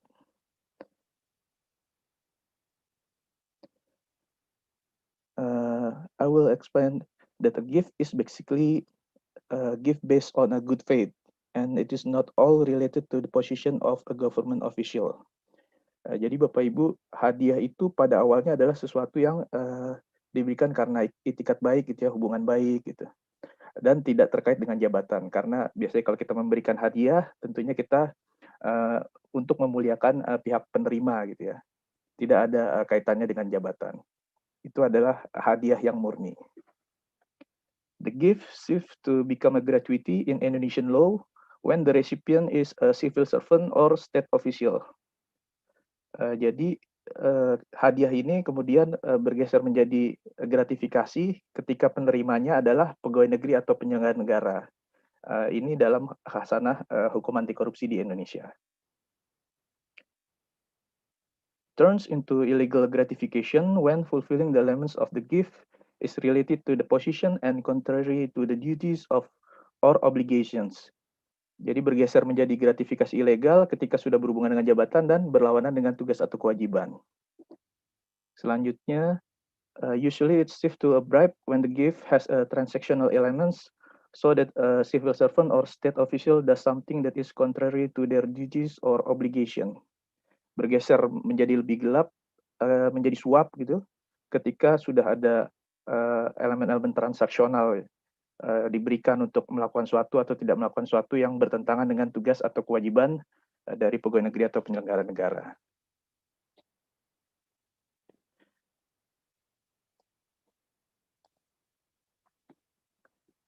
Next, let's watch the following video to make it easier for us to understand the difference about gratification, bribery, and extortion. Silakan diputar, Mbak Iren. Memberi dan menerima hadiah sudah menjadi hal yang lumrah dalam kehidupan sehari-hari kita. Tahukah kamu, hadiah tersebut dapat berevolusi dari yang awalnya bersifat netral menjadi pemberian yang ilegal. Hadiah merupakan pemberian yang bersifat wajar, kekeluargaan, dan tidak terkait sama sekali dengan jabatan. Namun, jika hadiah tersebut diterima oleh penyelenggara negara atau pegawai negeri, bisa disebut sebagai gratifikasi. Gratifikasi dapat dianggap ilegal jika yang diterima oleh penyelenggara negara atau pegawai negeri berhubungan dengan jabatan dan berlawanan dengan tugasnya, seperti suap dan pemerasan. Lalu, bagaimana cara membedakan gratifikasi, suap, dan pemerasan? Gratifikasi sering dianggap sebagai durian runtuh karena bisa datang seketika tanpa diminta. Terkadang, pemberi memberikan gratifikasi tanpa menuntut sesuatu di awal, tapi malah berakhir meminta balas budi. Karenanya, penyelenggara negara atau pegawai negeri harus bisa menganalisis apakah gratifikasi yang diterima masih bersifat netral. Jika sifatnya transaksional, serta bertujuan agar penerima melakukan sesuatu sesuai dengan kehendak pemberi, maka bisa disebut sebagai praktik suap. Bentuk pemberiannya bisa berupa hadiah atau bahkan berupa janji. Nah, bagaimana dengan pemerasan? Pemerasan terjadi jika penyelenggara negara atau pegawai negeri menyalahgunakan kekuasaannya dengan cara memaksa atau meminta sesuatu kepada masyarakat sebagai pengguna layanan publik, pada pengusaha, bahkan pada rekan kerjanya. Gampang kan membedakan ketiganya? Pemberian hadiah jadi lebih bermakna kalau nggak ada maksud tersembunyi di baliknya. Bersama KPK, ayo laporkan, kenali lebih jauh gratifikasi yang kita terima. Untuk melaporkan gratifikasi, klik goal.kpk.go.id. Klik kpk.go.id/gratifikasi untuk info lebih lengkap soal gratifikasi.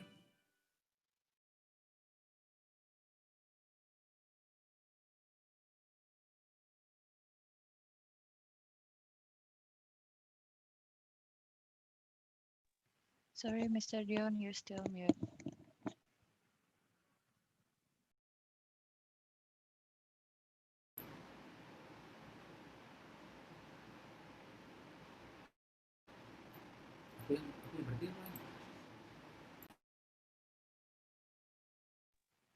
Hello, Mr. Dion.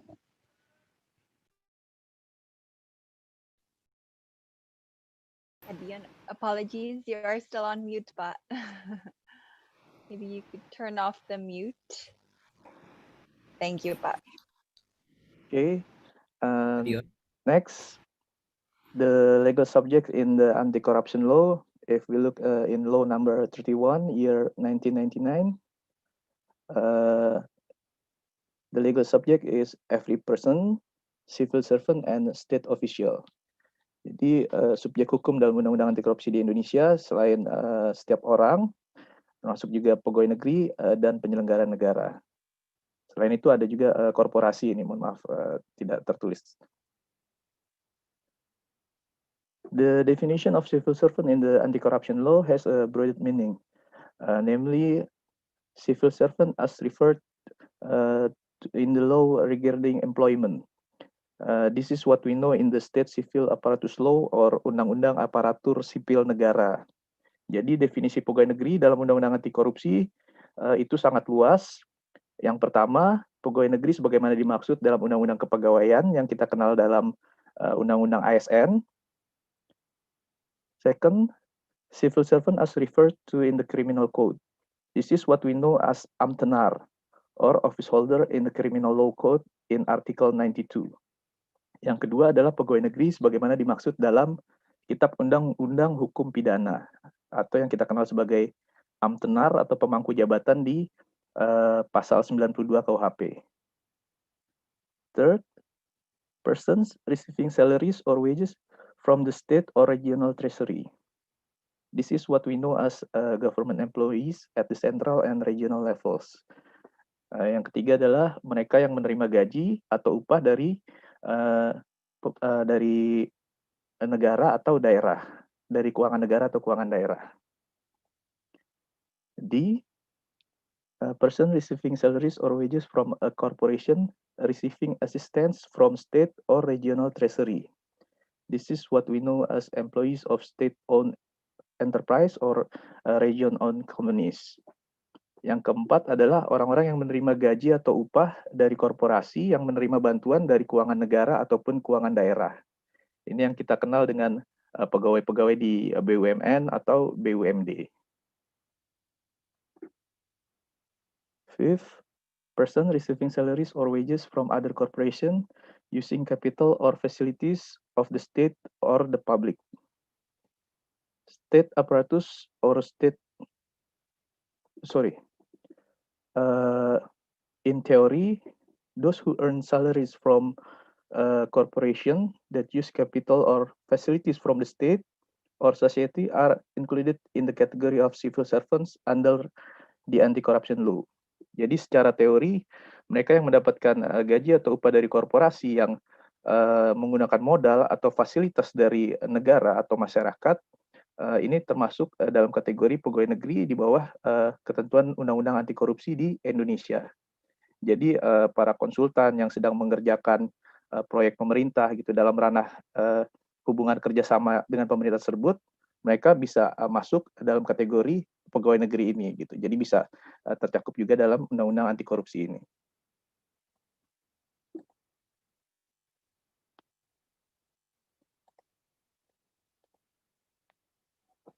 Next.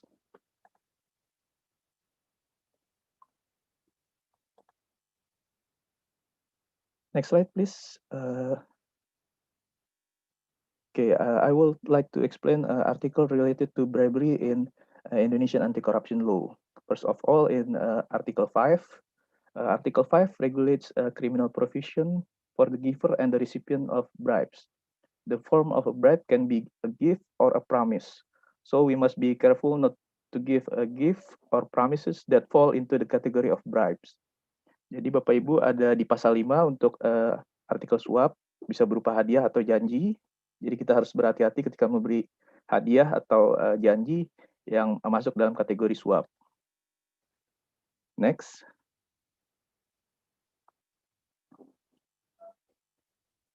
Article 6 regulates the criminal provision for the bribes giver and recipients.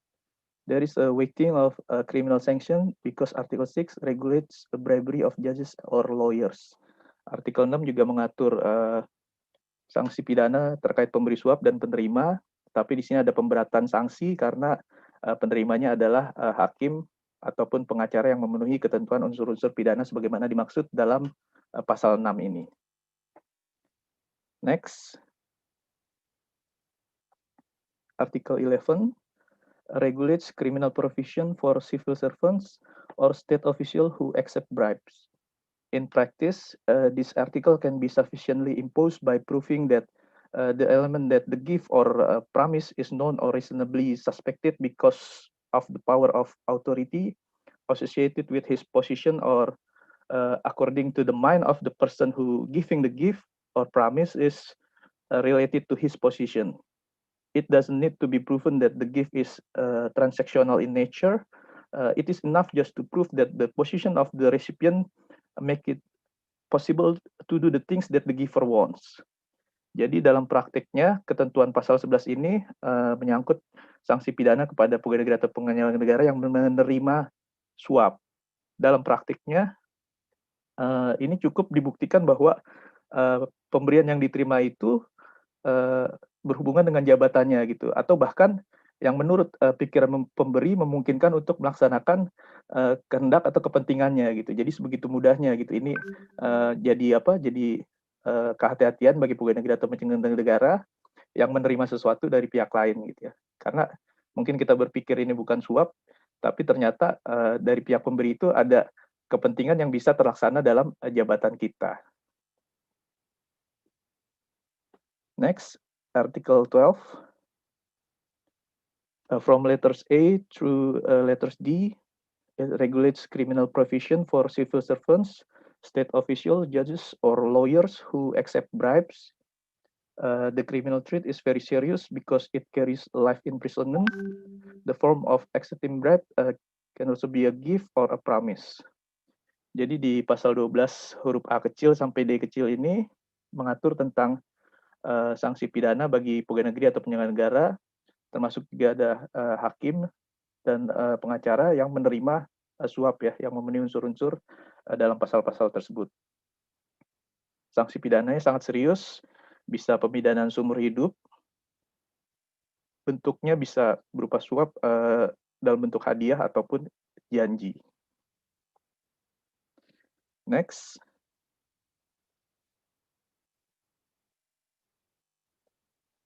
Article 13 regulates the provision on the party giving the bribe. Those who give or promises because they are related to the position of a civil servant or are considered attached to the position or authority of a civil servant can be penalized. Imagine simply linking that a gift or promise made to a civil servant is deemed related to his position and authority to criminalize the bribe giver. Jadi kalau pasal 13 ini mengatur ketentuan pidana bagi pemberi suap gitu ya. Di sini juga rumusannya cukup untuk menghubungkan bahwa pemberian atau janji tersebut ditujukan atau berkaitan dengan jabatan atau kewenangan si penerima suap tersebut gitu. Tidak perlu dibuktikan bahwa ini untuk melakukan suatu atau tidak melakukan suatu gitu ya. Tapi kalau sudah ada apa yang bisa dihubungkan dengan jabatannya gitu ya, karena pihak vendor dengan pihak pejabat pengadaan, nah itu kan sudah relasinya sangat jelas, bisa dikenakan pasal 13 ini sebagai pihak pemberi suap. Next. Selanjutnya, artikel related to illegal gratuity. Pasal terkait gratifikasi ilegal. In Article 12B, civil servant or state official who receive illegal gratuities or gift related to their position and contrary to their duties and obligations can be punished through this article. Jadi pegawai negeri atau penyelenggara negara yang menerima suatu pemberian gitu ya atau hadiah yang berhubungan dengan jabatannya dan berlawanan dengan tugas atau kewajibannya dapat dikenakan sanksi di pasal 12B besar ini. In the article related to the gratification, there is also a procedural law for the process of evidence at trial. The value of 10 million rupiah in this article is often misinterpreted as a limit on the value of being allowed to receive gratuities, even though this is very wrong. The value of 10 million in this article is a limit related to reversing the burden of proof at trial. If the value is above 10 million, the recipient is obligated to prove that the gratuity received is not a bribe. Jadi dalam pasal ini juga mengandung ketentuan hukum acara terkait proses pembuktian persidangan. Nah ini yang sering disalahartikan, nilai 10 juta ini dianggap, oh kalau di bawah 10 juta boleh menerima gratifikasi gitu ya. Padahal ini adalah terkait proses pembuktian. Kalau nilainya di atas 10 juta, maka yang wajib membuktikan adalah pihak penerima dalam ketentuan pembalikan beban pembuktian, dan kalau nilainya di bawah 10 juta rupiah, maka pembuktian biasa oleh penuntut umum.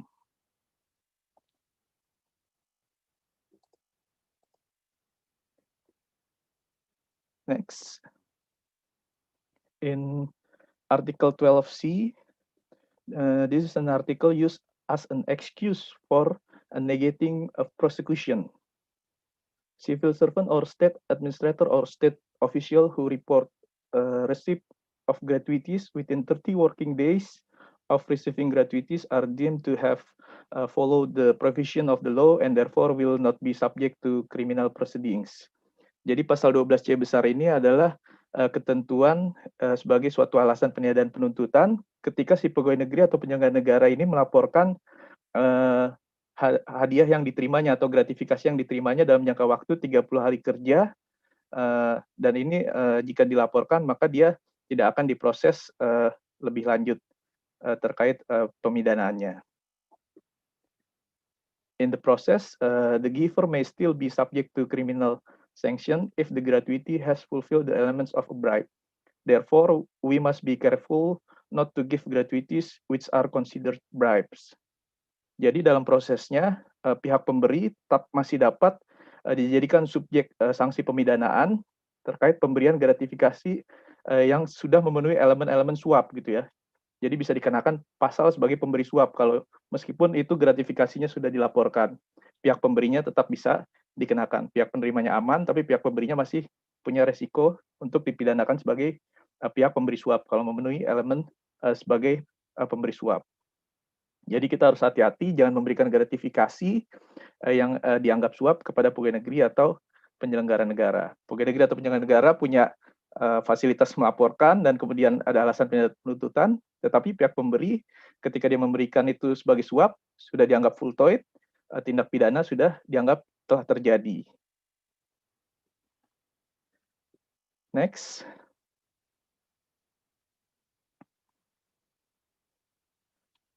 Previous slide, Mr. Iran, Mrs. Iran. Yeah, to understand more clearly about gratification, let's watch the following video. Videonya, Mbak. Kamu yang dulu sering dikasih uang jajan oleh orang tua, ditraktir nonton sama teman, atau dapat cashback dari toko online, pastinya seneng dong dapat hadiah. Iya, kita semua suka hadiah. Itu dia kenapa acara kuis berhadiah di televisi selalu ramai. Sebenarnya, memberi hadiah sah-sah saja.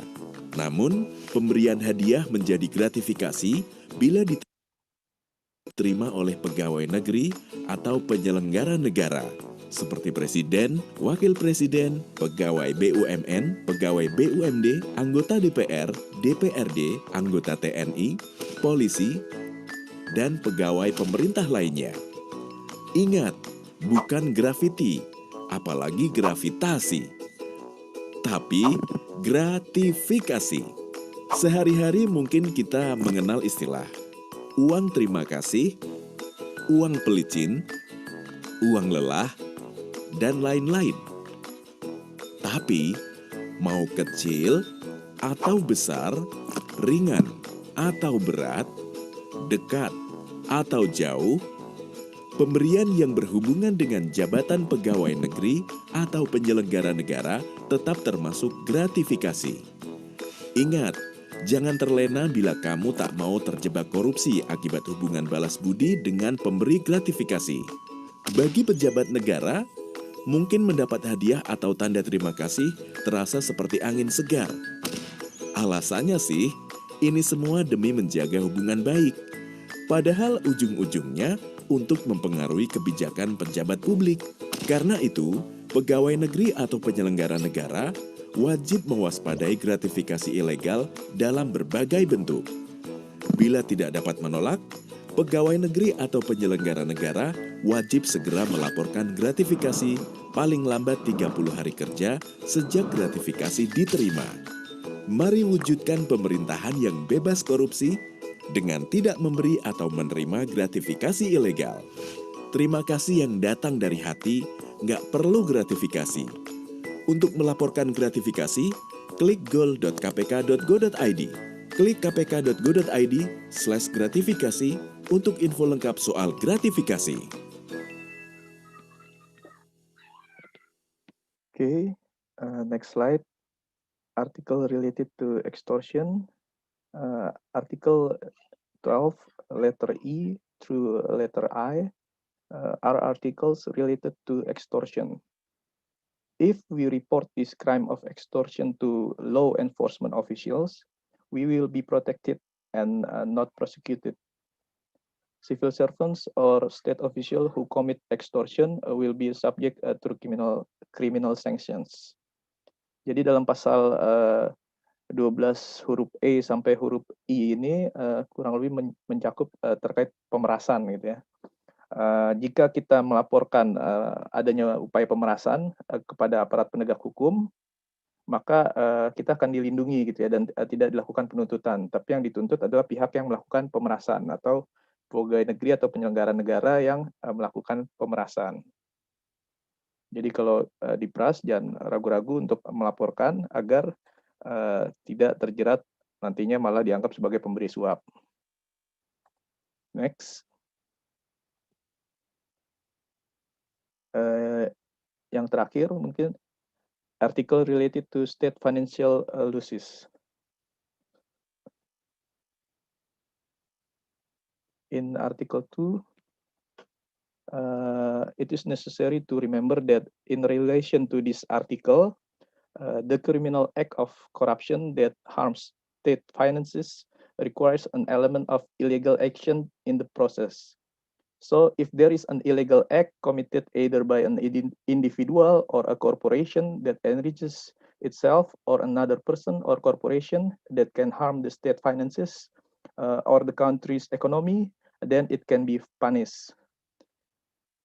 So if there is no act against the law, for example, because of business policy is taken according to the procedure, then in the process, it turns out that it causes losses to a state-owned company, then this cannot be penalized according to this article because these losses are caused purely due to business risk.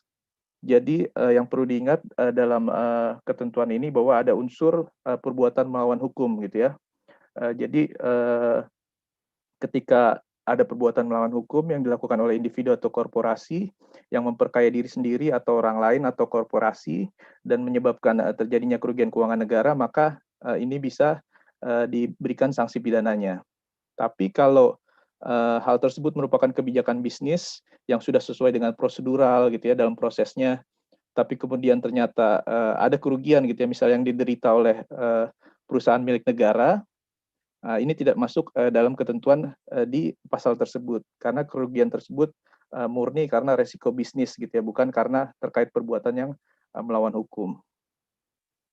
It is also necessary to pay attention to the existence of a death penalty if corruption according to this article is committed under the certain conditions, namely if the criminal act of corruption is committed when the state is in a state of danger in accordance with the applicable law at the time of a national natural disaster as a repetition of the criminal act of corruption, or when the country is in a state of economic and monetary crisis.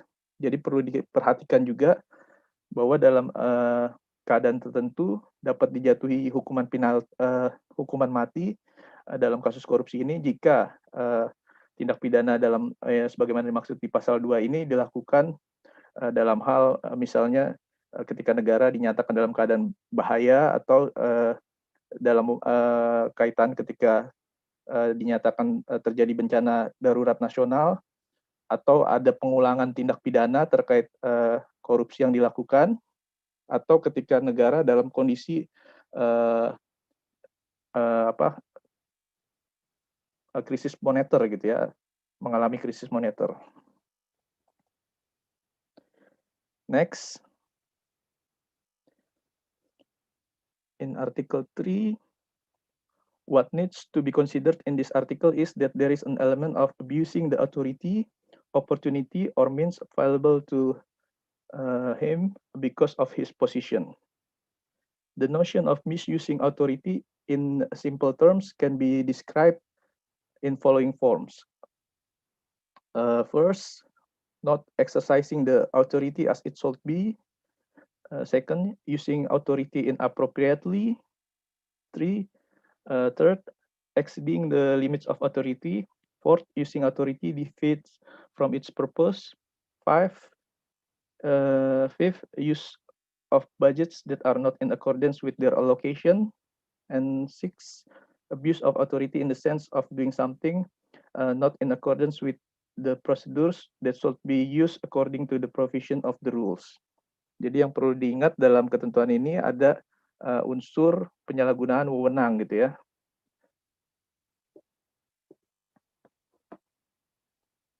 Next.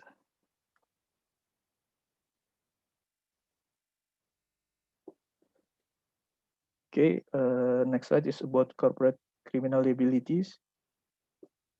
To facilitate our understanding, let's watch the following video.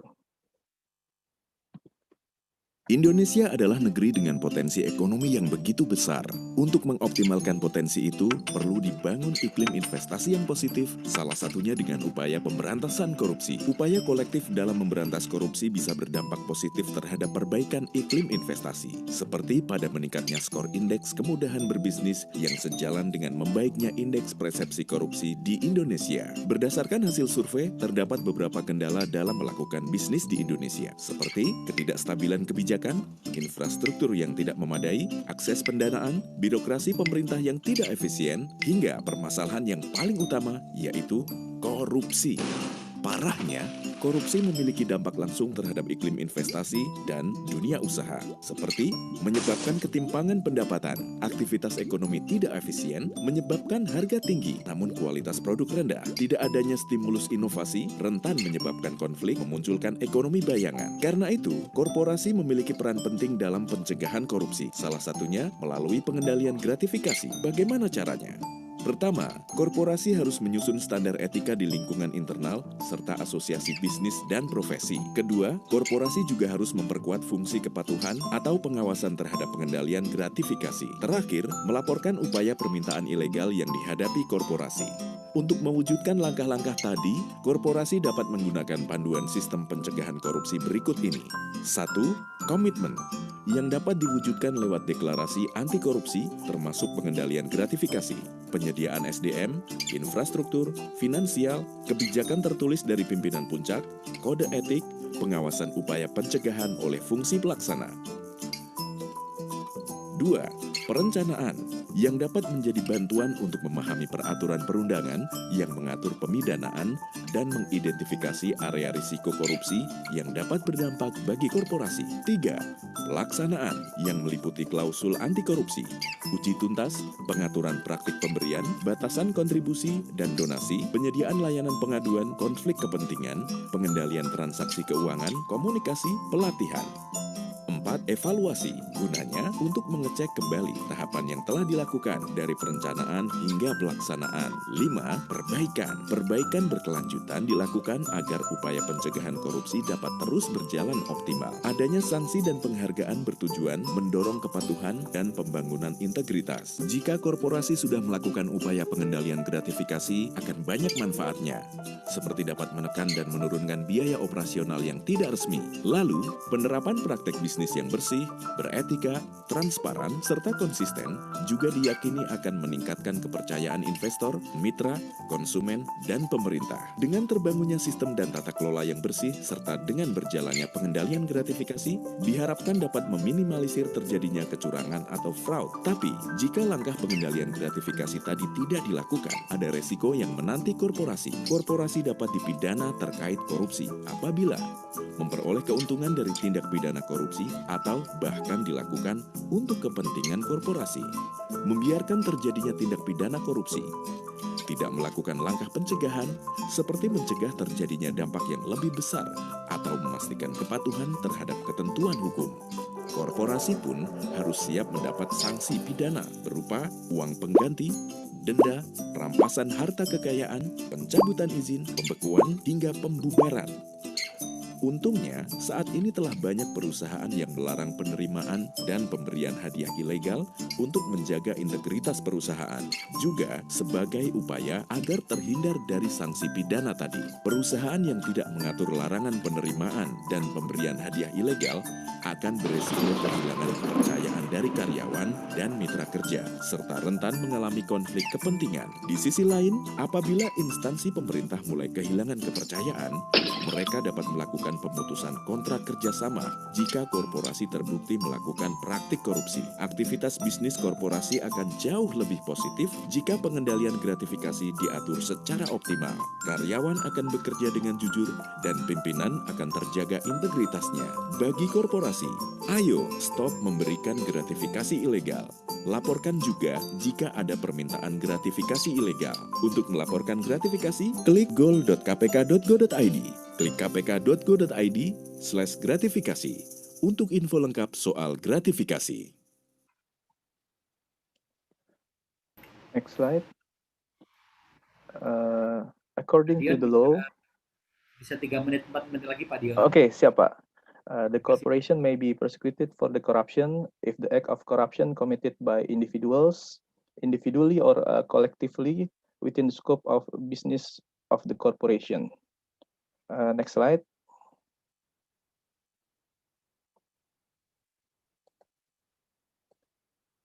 This is Supreme Court Regulation number 13 of 2016 atau Perma 13 tahun 2016 regulates the procedures for handling criminal acts by corporation.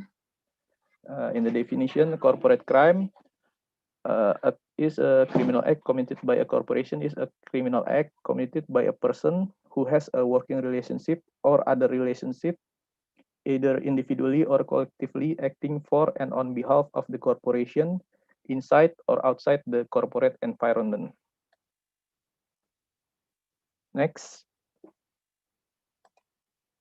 In Article 4, Paragraph 2,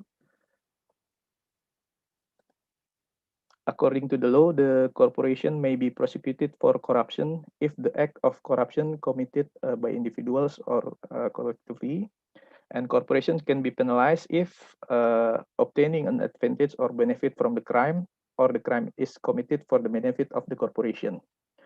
And then allowing the criminal acts to occur. And the last one is do not perform the necessary steps to take a provocation, prevent a bigger impact, or ensure compliance with applicable legal provision in order to avoid criminal acts. Okay. Next. Oh, finish. Thank you for the attention of all the participants. I apologize if there are errors or deficiencies of the material, or there are things that are not pleasing to the participants. Waalaikumsalam warahmatullahi wabarakatuh. Waalaikumsalam warahmatullahi wabarakatuh. Terima kasih Pak Dion. Thank you Pak Dion. Dear attendees, from the first session, we can have issue from lender in the perspective of lender, which is ADB, and then in the second session, we can hear from the perspective of KPK. May I put KPK as a prosecutors, penegakan hukum? First we heard from the perspective of lender and borrower. The second, we learn from the perspective of law enforcement, and the third, last but not least, we will endure this webinar in the perspective of internal control. Please, Pak Agus from BPKP, kami persilahkan Bapak.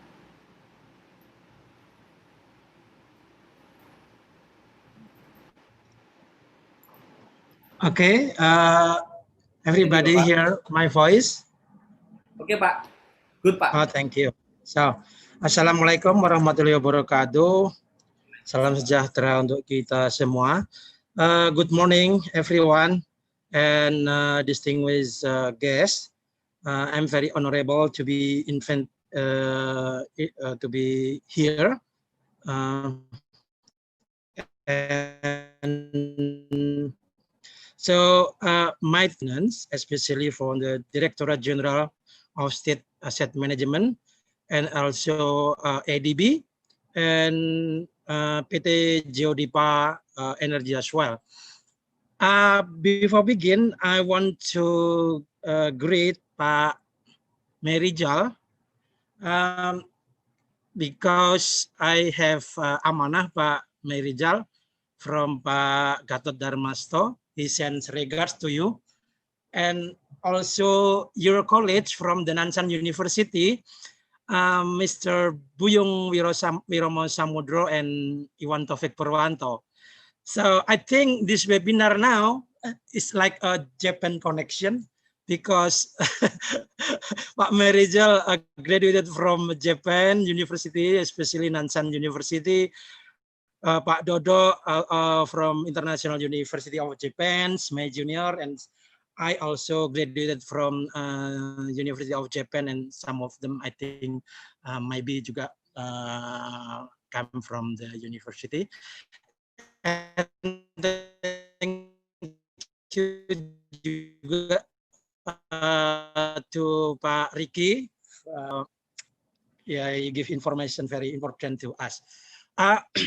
Basically, allow me to share the screen by myself. I can manage the share the screen.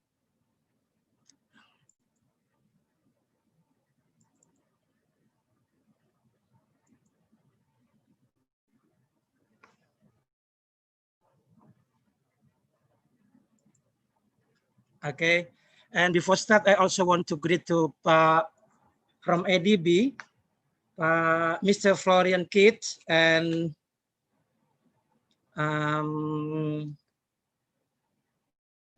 Nur Sirwan,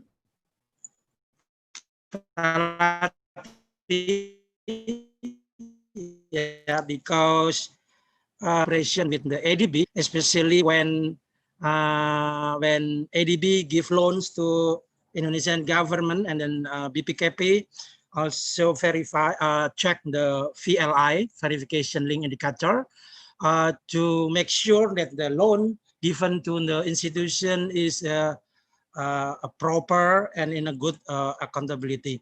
Okay, actually I a bit awkward to speak in English because I already 3 years ago I do not speak English, so I'm sorry if not if my English not good.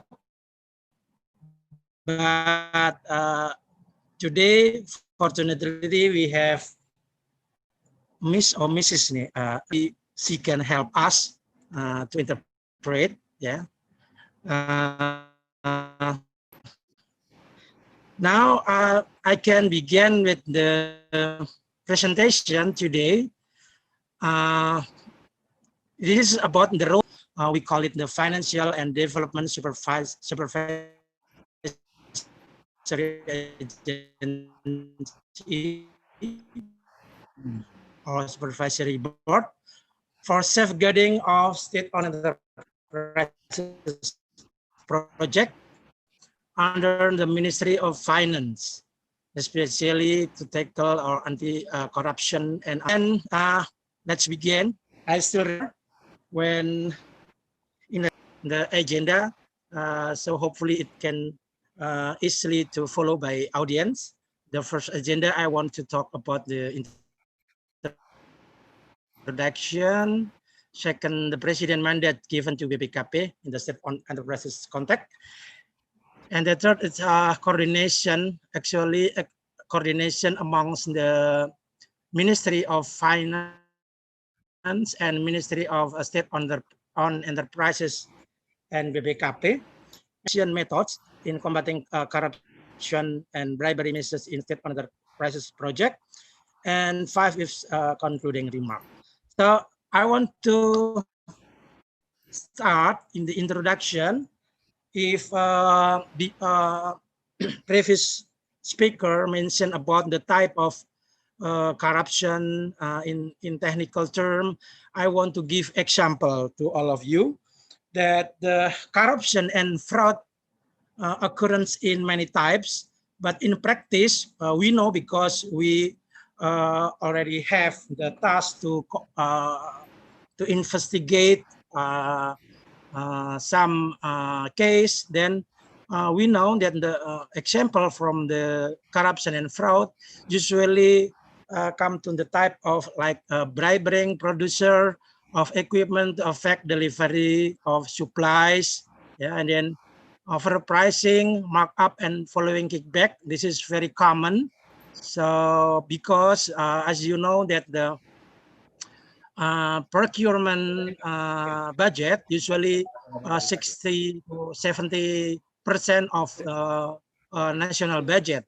So we have to consider that if there is overpricing or markup and following kickback, there's always the case in the corruption and bribery.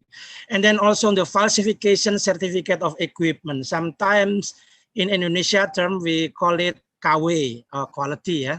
Jadi usually contractors sometimes they do not use the original equipment from the producer. They only have like the KW1 or KW2 or quality 1, quality 2, and then but they make the certificate like original certificate. This is also part of the fraud. And then sometimes they deliver of low quality equipment than formal contracted. Yeah? And then something they're using in unnecessary intermediaries.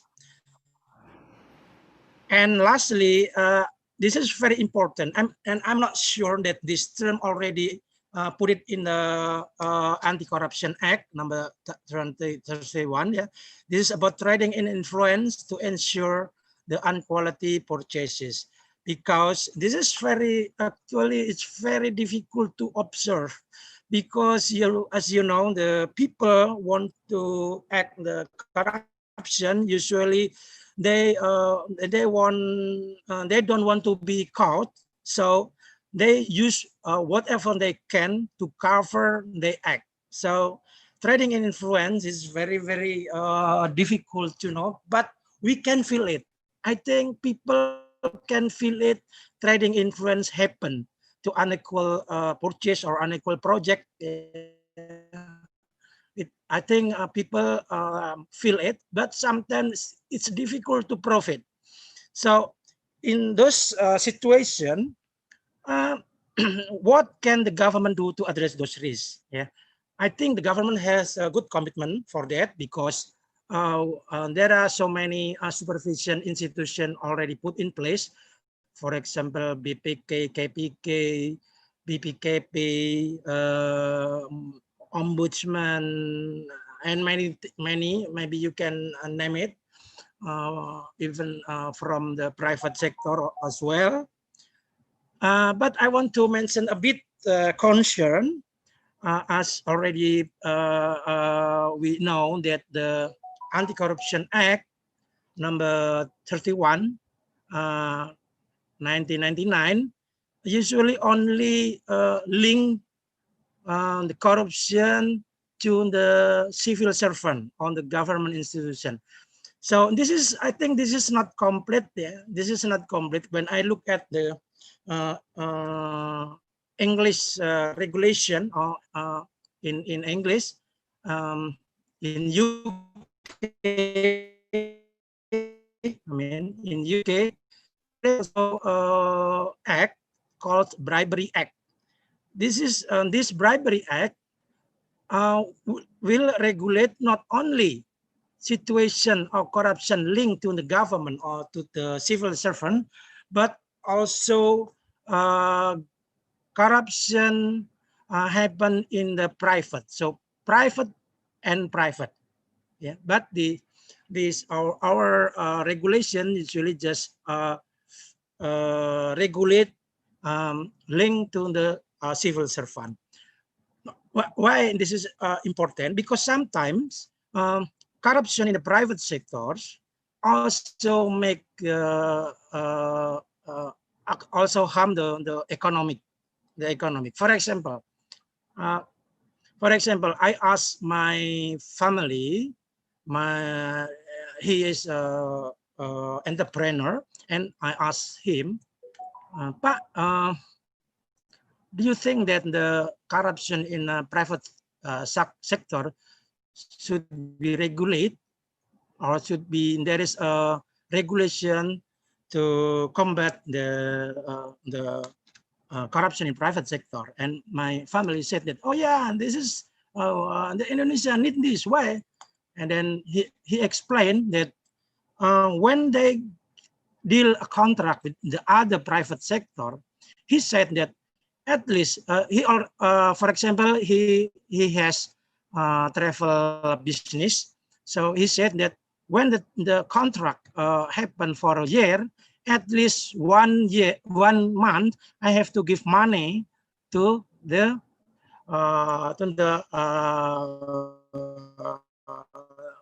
business. Yeah. So he said that this is make the high cost economy. And another example, for example, hospital A want to have a procurement, and then there is a markup price for that procurement, then make the unit price of hospital high. So finally, the high price will be charged to the people or to the society. So this is one, I think, that not only the corruption should be regulated, linked to the government, but also I think between private sector. I think this is one of homework that we have to think. And then more specifically, what can I would more focus what BPKP do to improve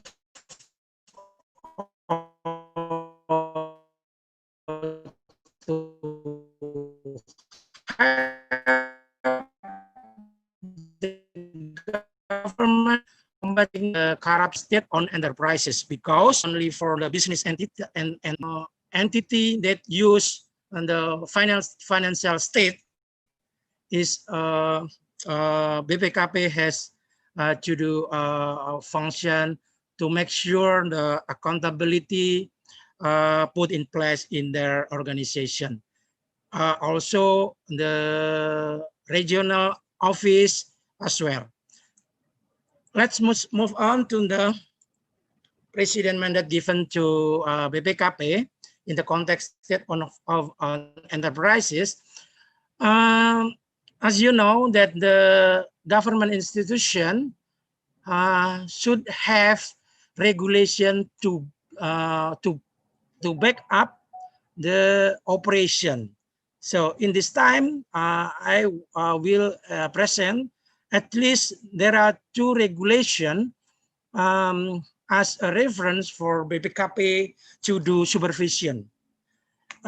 First, related to the state-owned enterprises context, the government regulation number 60, 2008, this is about the government internal control system. In article 49.2 stated that BPKP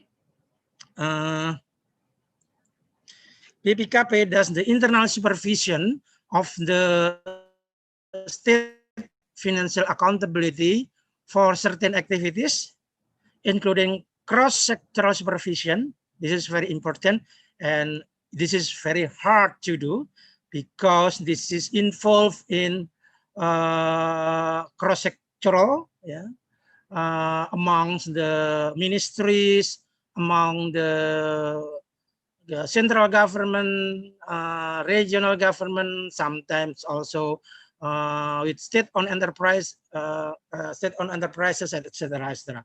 Also, state general treasury activities based on the stipulation by the Minister of Finance as the state general treasurer, and other activities based on the assignment from President. So basically, those 2 institutions can give assignment to BPKP.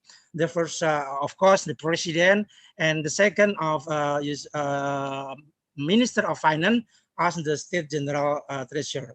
But we also can have a coordination or or maybe some other entities required to BPKP to do supervision as well.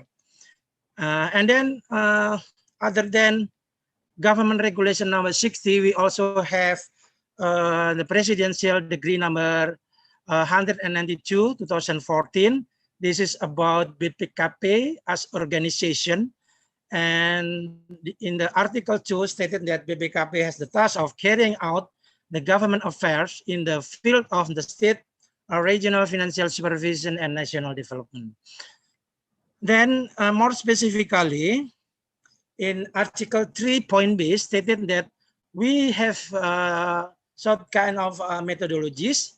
They are conducting audits, reviews, evaluation, monitoring, and other supervisory activities on planning, implementation, and accountability for state, regional revenues, and financial expenditures, also national development and or other activity, all are part of the finance that are financed by state or regional budget and or subsidies, including business entity, and this is important part, and other entities in there are financial or other interests from the central or regional or local government, as well as accountability for financing from the state or regional finance.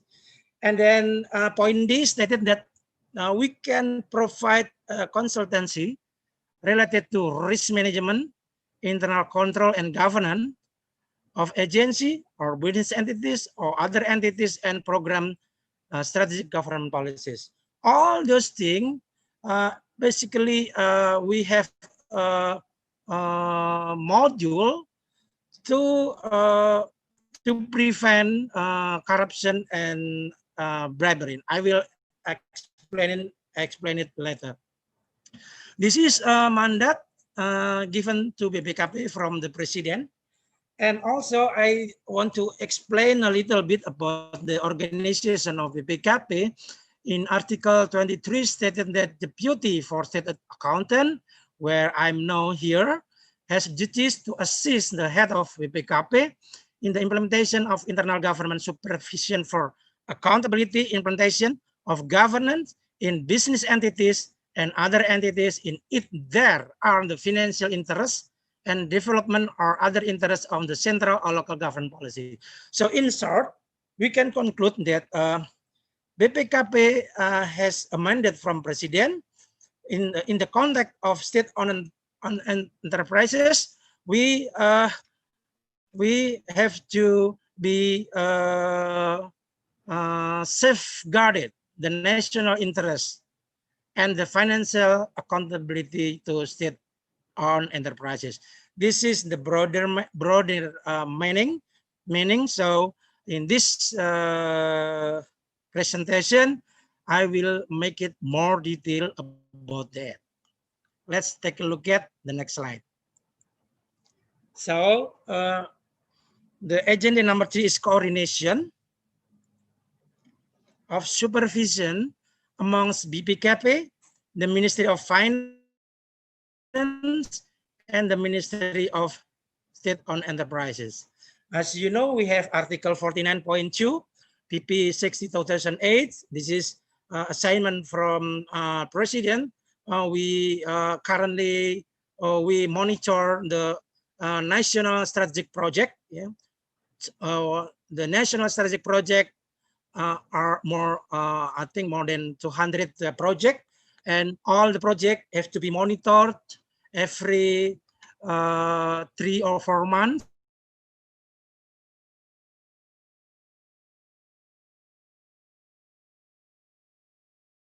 Yeah, and then this is and also give assignment today like a national economic program. Yeah, there are for example investment capital to state-owned enterprises, and then guarantee program, subsidy of interest, margin, etc. Many things because of COVID-19. So the government set up the PAN, economic program national, and also the Ministry of State Enterprises also can give assignments to BPKP by request, but of course we have to discuss it, before come to the methodology of the supervision. Basically, every Ministry of Finance and Ministry of State-owned enterprises have dual roles. The first is a regulator and the second is shareholder. Now, the two roles sometimes conflicting, because the two roles have a different approach. As a regulator, the Ministry of Finance or the state-owned enterprises have to give the same treatment to all state-owned enterprises. But as a shareholder, they have the business judgment rule. Then they can implement it in every each state-owned enterprises. And then the problem that usually come to decision is about sometimes there are conflicting about the government assignment and the profit motive that has to be carried out by the state-owned enterprises. This has happened many times, and that's why BPKP sometimes is given assignment to do make an advice that very objective and independent. This is so many things, and this not only conflicting between the government institution and state-owned enterprises, but sometimes between state-owned enterprises also occurs conflicting situation. So we have to provide the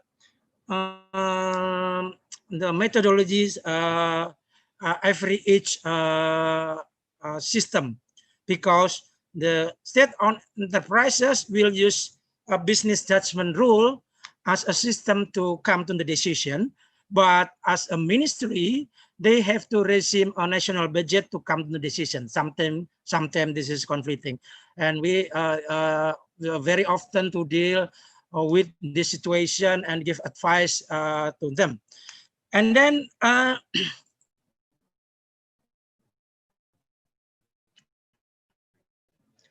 what's the supervision method we have? Assurance task and consulting task, and sometimes we have monitoring task. It is a bit different because monitoring tasks sometimes go inside to the management. That is very different with the auditor internal profession. So in terms of assurance, we have audits, as I mentioned before, in the regulation. The regulation gives us tools, audits, review, evaluation, monitoring, and other supervisory activities. And then also in monitoring, sometimes we can give an example to you, like we create a monitoring card to national strategic project compressed to the 11 aspect. And we check all 11 aspects, for example, from the preparation aspect, and then land aspect, and then guarantee aspect from the government, financing aspect, etc. We monitoring those using monitoring card. And also we take a coordination meeting with the stakeholder. And the second is consulting part. In consulting part, we have so many modules can be implemented to the state-owned enterprises. For example, good corporate governance assessment. We have a scorecard that we can assess the score of corporate governance in the state-owned enterprises. And this job on this assessment actually is done by BPKP since 2003 until now. So it's BPKP has already assessed the good corporate governance in hundreds of state-owned enterprises in Indonesia. And then we also have the procurement module. Usually in the state-owned enterprises, not sure that what they want to do in the procurement, there is some mitigation risk that they don't know. Sometimes they invite BPKP to give assistance in procurement. Even we have a probity audit. Sorry, this is typo. Actually, probity audit in procurement, and then also asset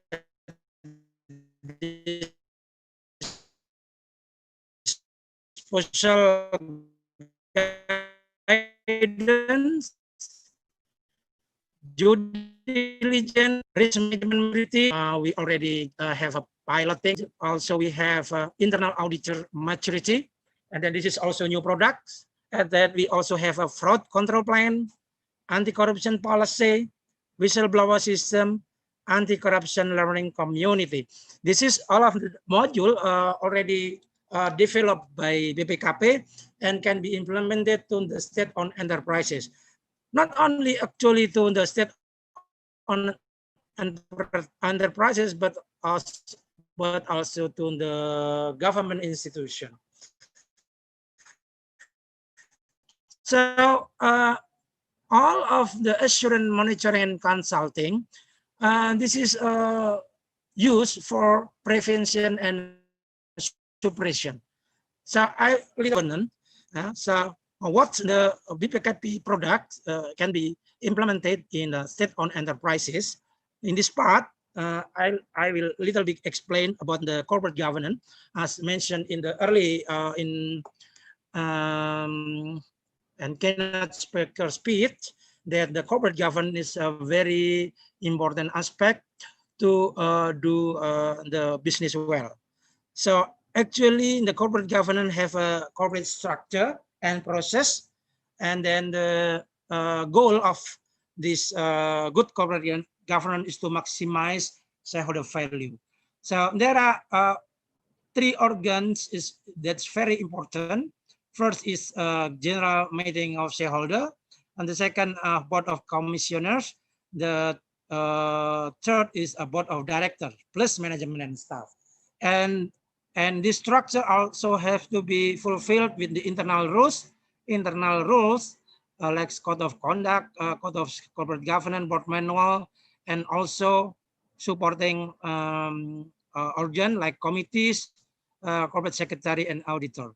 So let's take a look at the issues more detail in the next slide. This is all the governance process actually will influence how people, how the organization to combat the corruption and bribery. So in simple word, the governance comprises to public governance and private governance. So if we look at this globe, there are public governance is governed usually using the regime of national budget. Yeah, because we talk about the financial state accountability, and then the private sector, they usually using a regime of business judgment rule. So as you know, from the state-owned enterprises, I think Pak Riki always is using the regime of business judgment rule to come to the conclusion. So what's the business judgment rules actually? What aspect have to be considered? The first is in a good faith. So every board of directors and board of commissioners have to be a good faith when they come to the decision process. Also proper purpose, and then no material personal interest. This is very important. As far as I know, as a civil servant, I don't want to put the personal interest into the decision. So it is, I think it's very good formula to all of you, because when we do not have personal interest, then we can talk whatever we can talk, or we can independently make a decision. So we can don't have afraid of to make a decision objectively or independently. So this is very important when to come to a decision process. There's no individual interest, and then also well-informed. Don't forget, we have to get the information from all resources to make a good decision, to make accountability decision, and then rational. And then the most important thing is the best interest of corporation. And then for the there are intersection between public and private. Yeah, usually the entities there is state-owned enterprises, regional state-owned enterprises, and also other types of business entities. For example, BLU, BLUD, BHMN. That's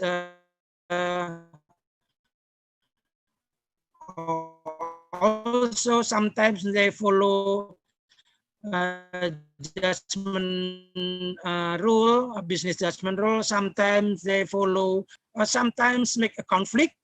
Always deal with the requirement or assignment to make it clearly if there are conflicts between the business judgment rule and the national budget rules. Yeah, and then the informal organization or civil society will be governed by the public and private law, or sometimes customary law. So this is all of the concept of governance. And then when we want to take into detail the corporate governance, so we will to come to the GRC, the governance, risk, and control. Sometimes people using compliant, but this is a bit different because we look at the internal audit aspect. So we combine governance, risk, and control into all together. This governance, risk, and control cannot be managed each, or cannot be managed by itself. They have to be managed all together. When we come to the decision, it should be a governance process or corporate governance. That should be risk mitigation, and there should be a control implemented to decision. So, for example, this is governance. This is I like the very simple definition. This is the system or rules, practices, and process by which an organization is directed and controlled. Yeah, so it's very or you can use it how the company or how the corporate, how the organization manage and directed, sorry, not managed, but directed and controlled. This is different from the management because governance is macro aspect, management is a micro aspect. Governance link to the corporate boards, and management link to the management. And this is the routine or daily routine decision, but governance link to the vision, mission, strategy, direction, etc. So when we look at the picture in this governance system, it's very funny. I think the picture, all the picture depicted different how to the leader govern the company.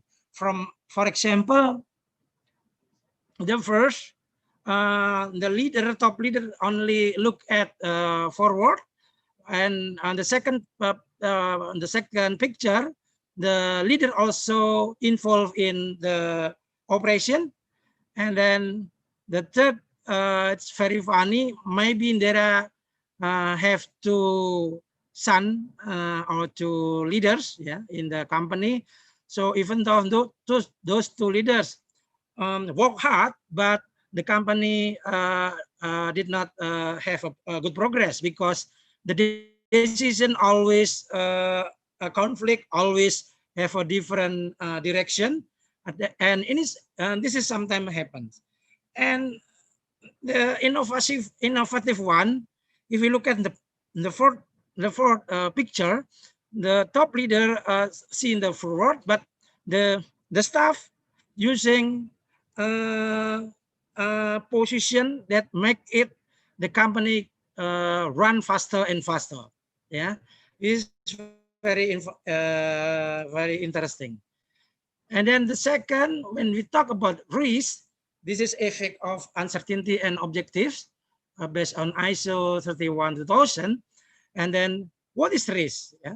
Usually people think that risk is only a downside risk. So what happened is this happened, those happen, and people forget that there are upside risks as well that can be managed. That's called the opportunity. So, and then the third one is control any action taken by management, the board and other parties to manage risk and increase the likelihood that established objective and goals will be achieved. This is based on the Institute of Internal Auditor.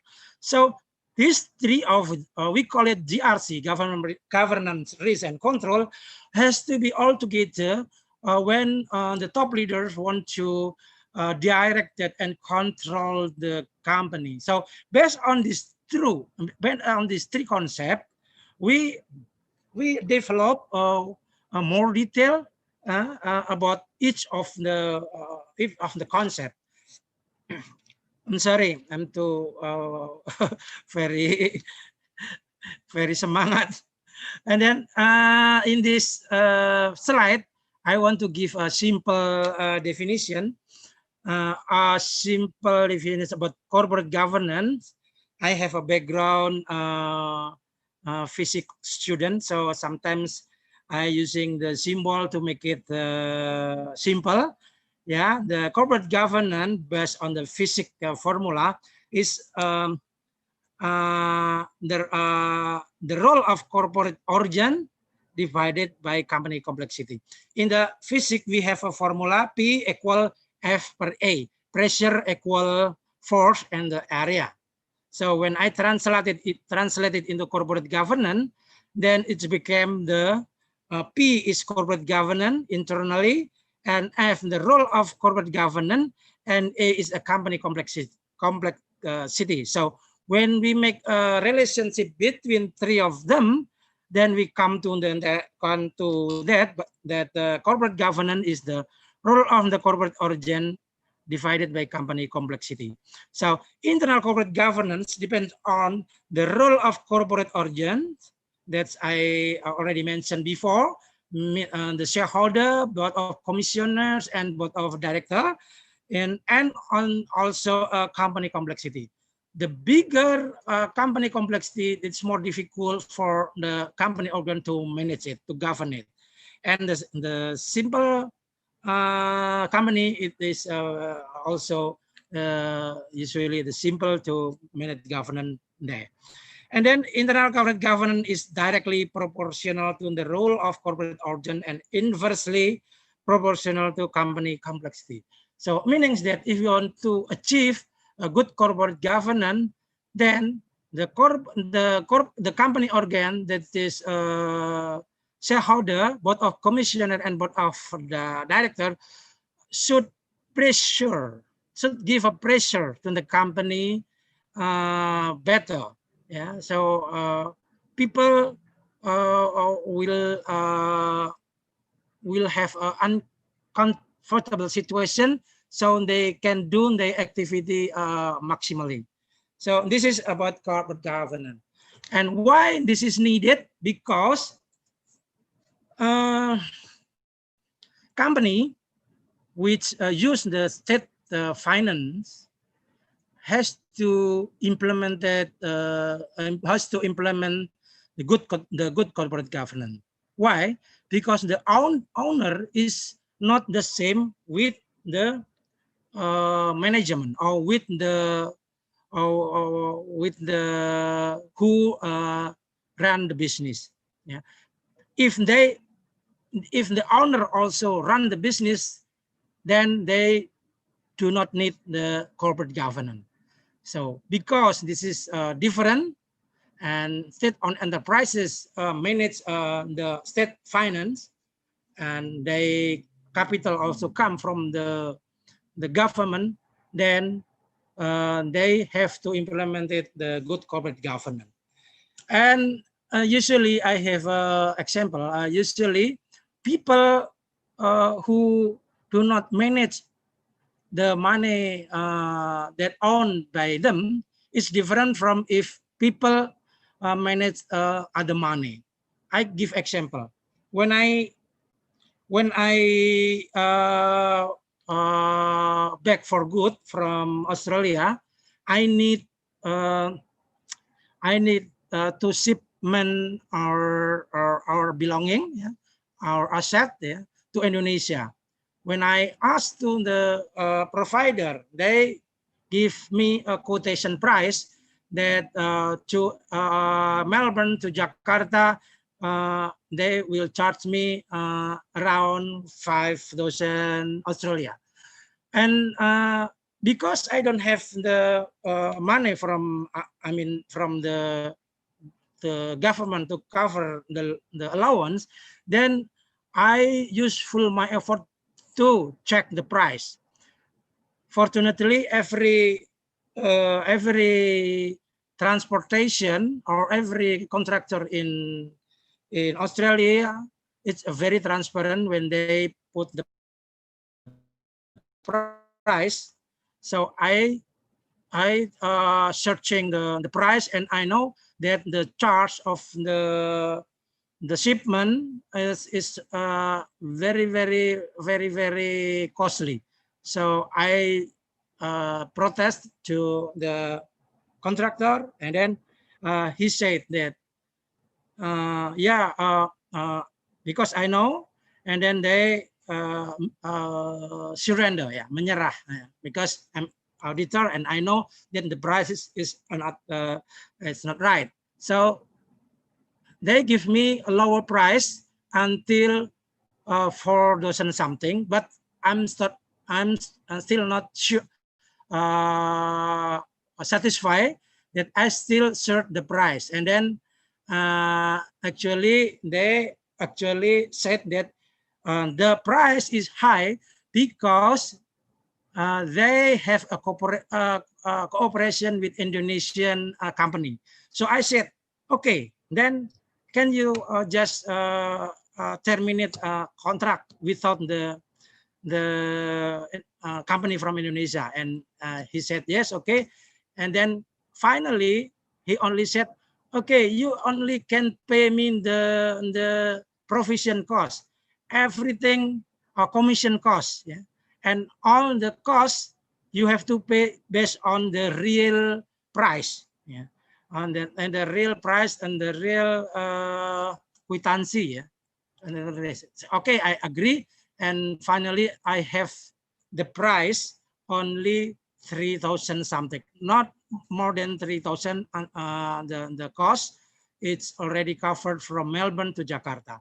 So it's very efficient, But I'm not sure if I was given allowance from the government, maybe when they give me only for something, maybe I will agree. Also happened to the state of manage and the state financial, sorry, maybe I stated that sometimes they do not a full effort to do this. So this is and then risk. There is no single risk factor happen in an event.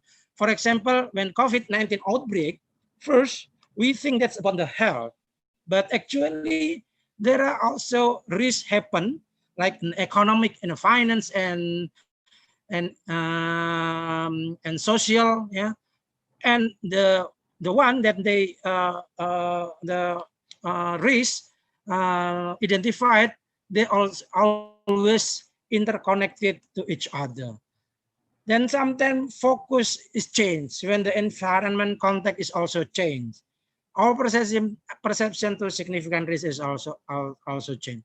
And then the third is about control. We adapted from a COSO. There are 5 components and 17 of internal control principle.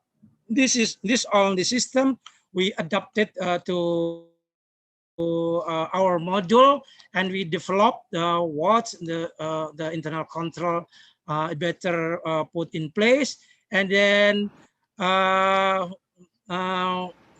I mentioned before, we have so many products to prevent the corruption and bribery measures. Yeah, so we can choose one of them, or depend on requirement, depend on the needed, but also we can provide not only one product, but simultaneous product to prevent the corruption and bribery act. So in short, I want to give a concluding remarks. Yeah, sorry. Yes, Pak Dodo. Yeah, exactly. Yeah. Okay. Thank you. And I know that.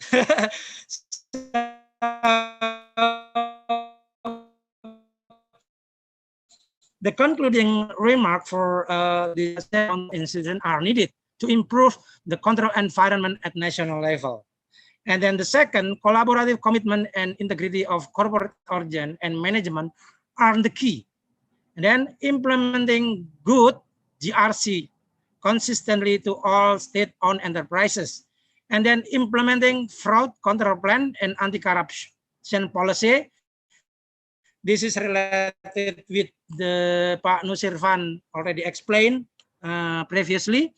And then all the result, we have product, we have score, yeah, we have assessment tool.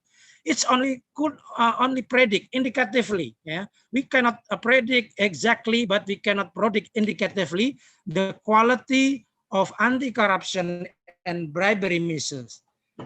And then all in all, is people behind the system will contribute significantly to combating the corruption and bribery measures. So it's useless if we already set up the good system, but people is doesn't have a good integrity, a morality, commitment, then it will be useless. And what is next? The BPKP, especially for the Deputy of Accountant State, have a state corporate index. We already discussed with the state-owned enterprises about this concept. And then the next round, I think we have to discuss it with the Ministry of Finance, especially the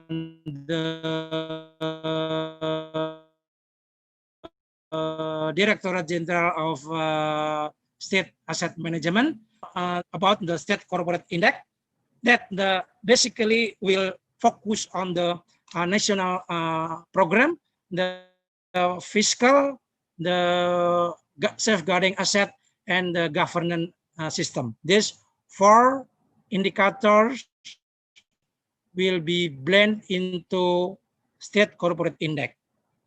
That's all. I'm very sorry if I speak too fast or I speak too energetically because it's already past 3 years ago. I do not speak English anymore, and this is the first time that I presented using English. That's all, everybody.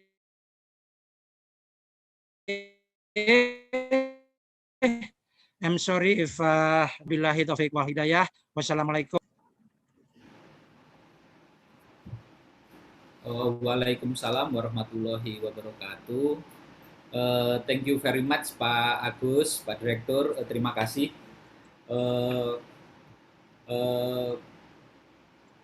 Your English is better than me, Pak. So don't worry, Pak. Thank you. Thank you, Pak Dodo. Siapa? Jadi Bapak Ibu, terima kasih masih bersabar di forum ini.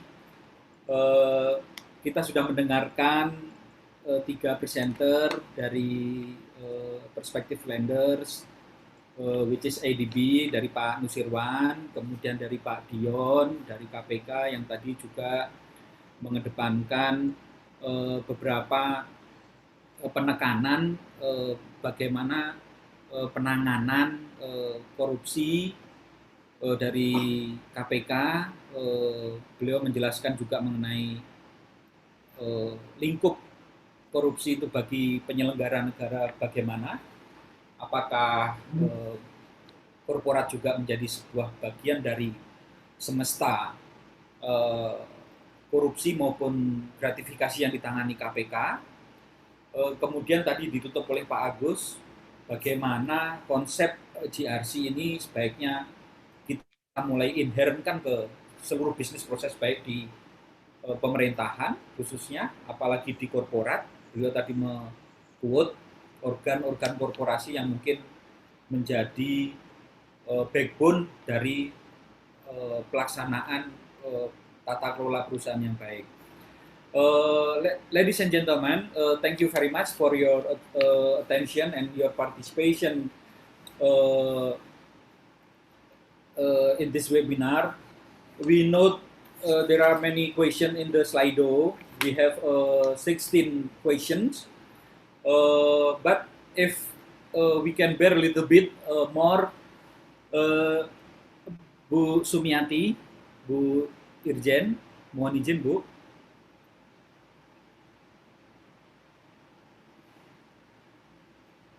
Bu Irjen. Baik, ya, sebenarnya tadi saya mau, Ibu, perkenan Ibu ada sedikit arahan Bu, terkait dengan ini secara umum dari perspektif Inspektorat Bu. Terima kasih. In bahasa is okay Bu, I think Bu. Mohon perkenan Ibu. Terima kasih banyak saya, Bu Sumiati. Salam Bu. Assalamualaikum warahmatullahi wabarakatuh. Selamat pagi ya. Saya menyampaikan penghargaan dan terima kasih atas seminar pagi hari ini yang terutama di sini adalah membahas masalah anti-corruption and bribery ya. Jadi tentunya ini merupakan suatu isu yang menjadi perhatian kita utama karena memang masalah integritas adalah masalah moral yang benar-benar di sini mempunyai pengaruh atau impact yang sangat besar terhadap apa yang kita lakukan. So thank you very much for this agenda this morning. Ya, mudah-mudahan kita semua terinspirasi dan semangat kembali untuk membangun integritas, untuk aware terhadap environment kita yang tadi Pak Agus sampaikan ya.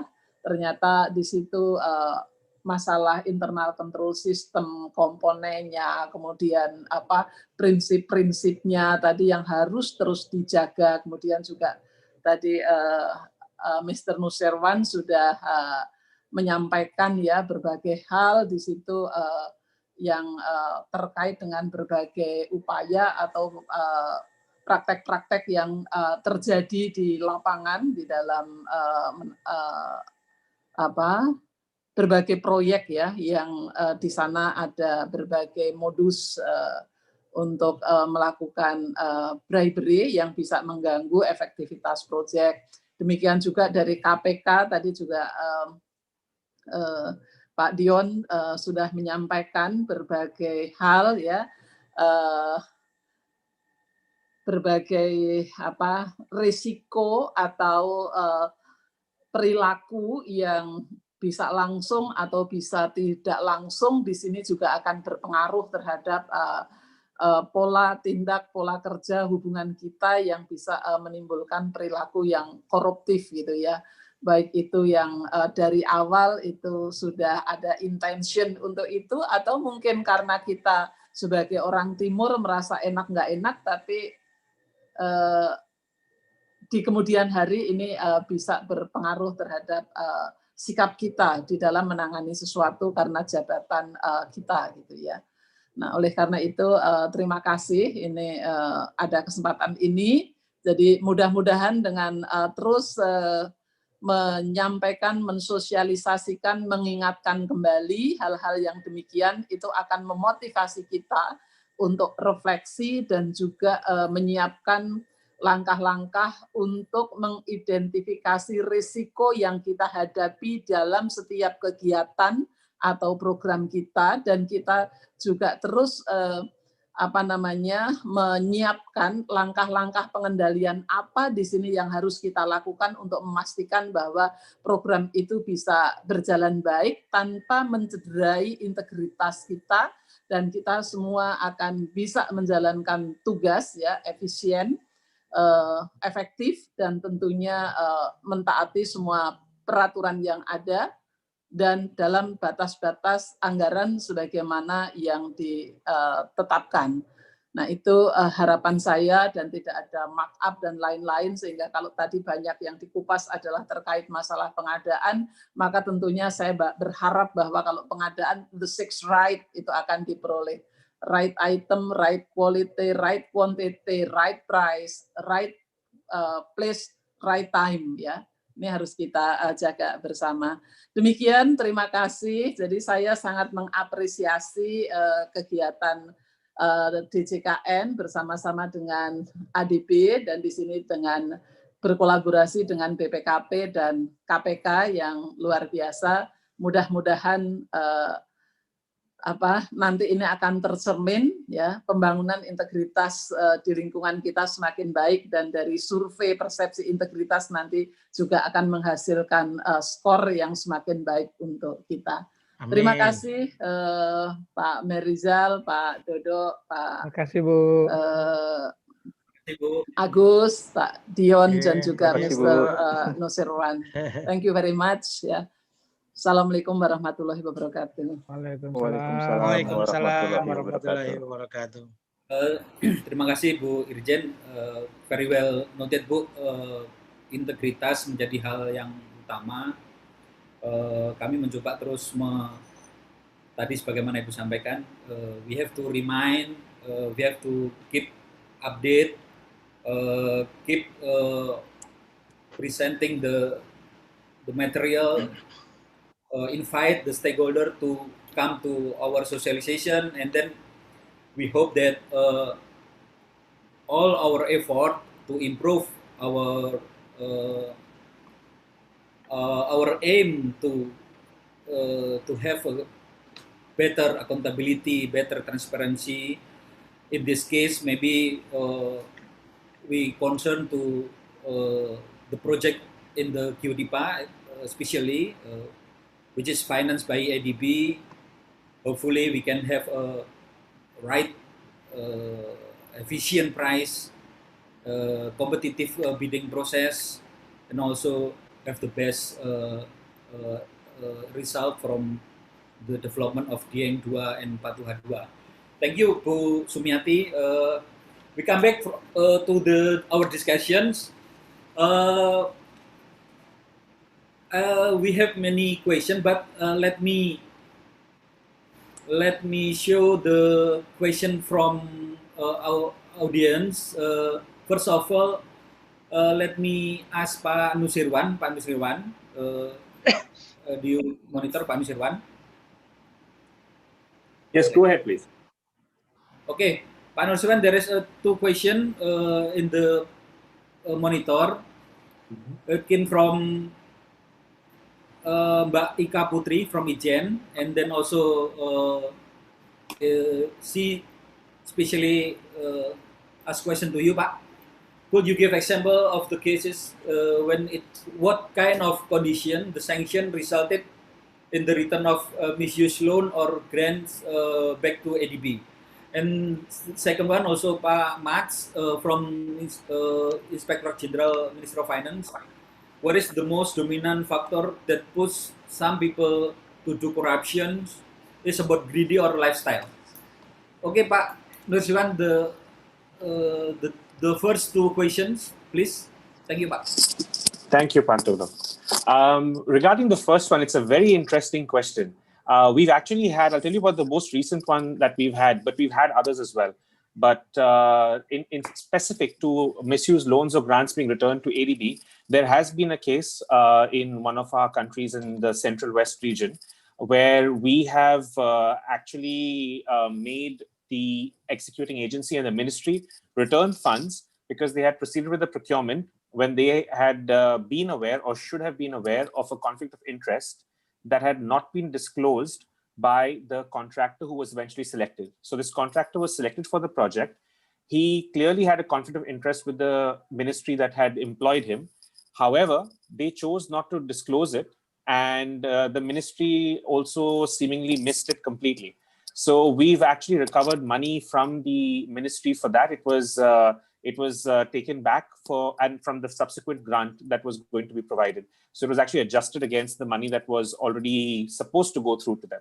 So we do recover money in that manner. With regards to companies and individuals, we directly recover money from them. We've had cases where some of the more common ones is when we have consultants who come in and don't actually provide substantiation or provide falsified substantiation to try and pass through claims. And sometimes it does go through. In those cases, when we investigate them, we make them pay back the money and make ADB whole again. Or if it is on a particular project that it has to be credited to the account of that particular country, for example, we'll adjust it against the account. So that does happen. It depends on the factor that really matters is the harm caused. If we feel that there is significant harm caused or if the action was blatant, we will require that to be done. And if it is not done, so we actually have a recent sanctions case where a firm is required to return about $200,000 to ADB. We will not reinstate the firm until that's done, which means they stay on our sanctions list forever until they pay back the money, along with the name of the individual, along with the name of the company. So that's not very good advertising for them.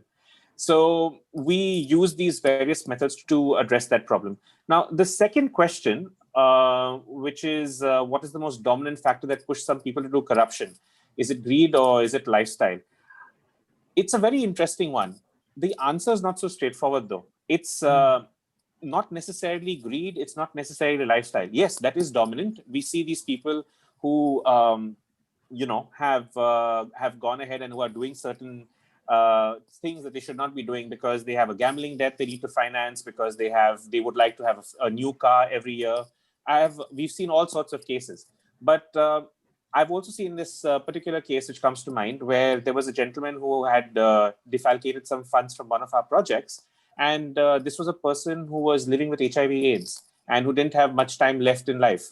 So it literally depends. It's very hard to say that it is greed or it's lifestyle, one or the other, or if there might be other reasons. A family member might be unwell. Sometimes, in fact, they even use these other reasons to try and mitigate the sanction that is being imposed by saying that it was not for me, it was for my son's education, it was for this, it was for that, etc., etc. These are not mitigating circumstances for us. And as far as we are concerned, whatever be the motive, if an integrity violation has taken place, they will be found out and they will be sanctioned. So we don't really focus as much. In fact, if you look at our definition of fraud from the IPG, it's interesting because it talks about deliberate fraud that was done intentionally, as well as fraud that was conducted because they were reckless in not fulfilling their obligations. So the cause is interesting, yes, but it's very diverse and we don't see a pattern. But the effect is very clear. Integrity violations will result in a sanction. Thank you. Thank you, Pak Nusirwan. We note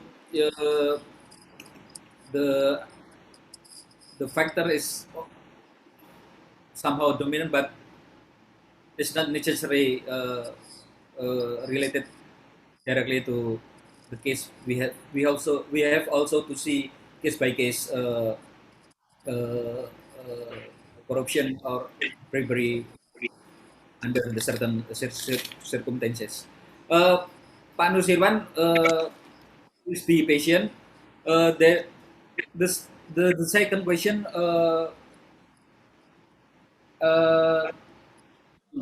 Next to Pak Dion. Pak Dion, monitor Pak Dion. Yes, Pak. Pak Dion, rekan dari BPKP Sumbar, the West Sumatera Region BPKP, bagaimana mengukur suatu kebijakan, apakah merupakan sebuah pertimbangan bisnis atau bukan. Jadi how do you determine if a policy is under business judgment rule or not?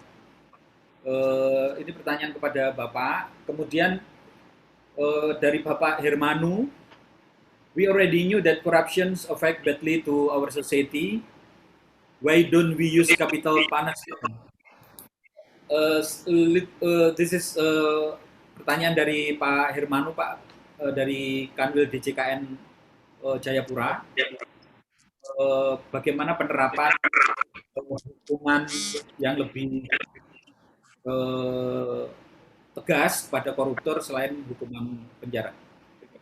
Demikian Pak Dion, please. Okay. Thank you, Pak.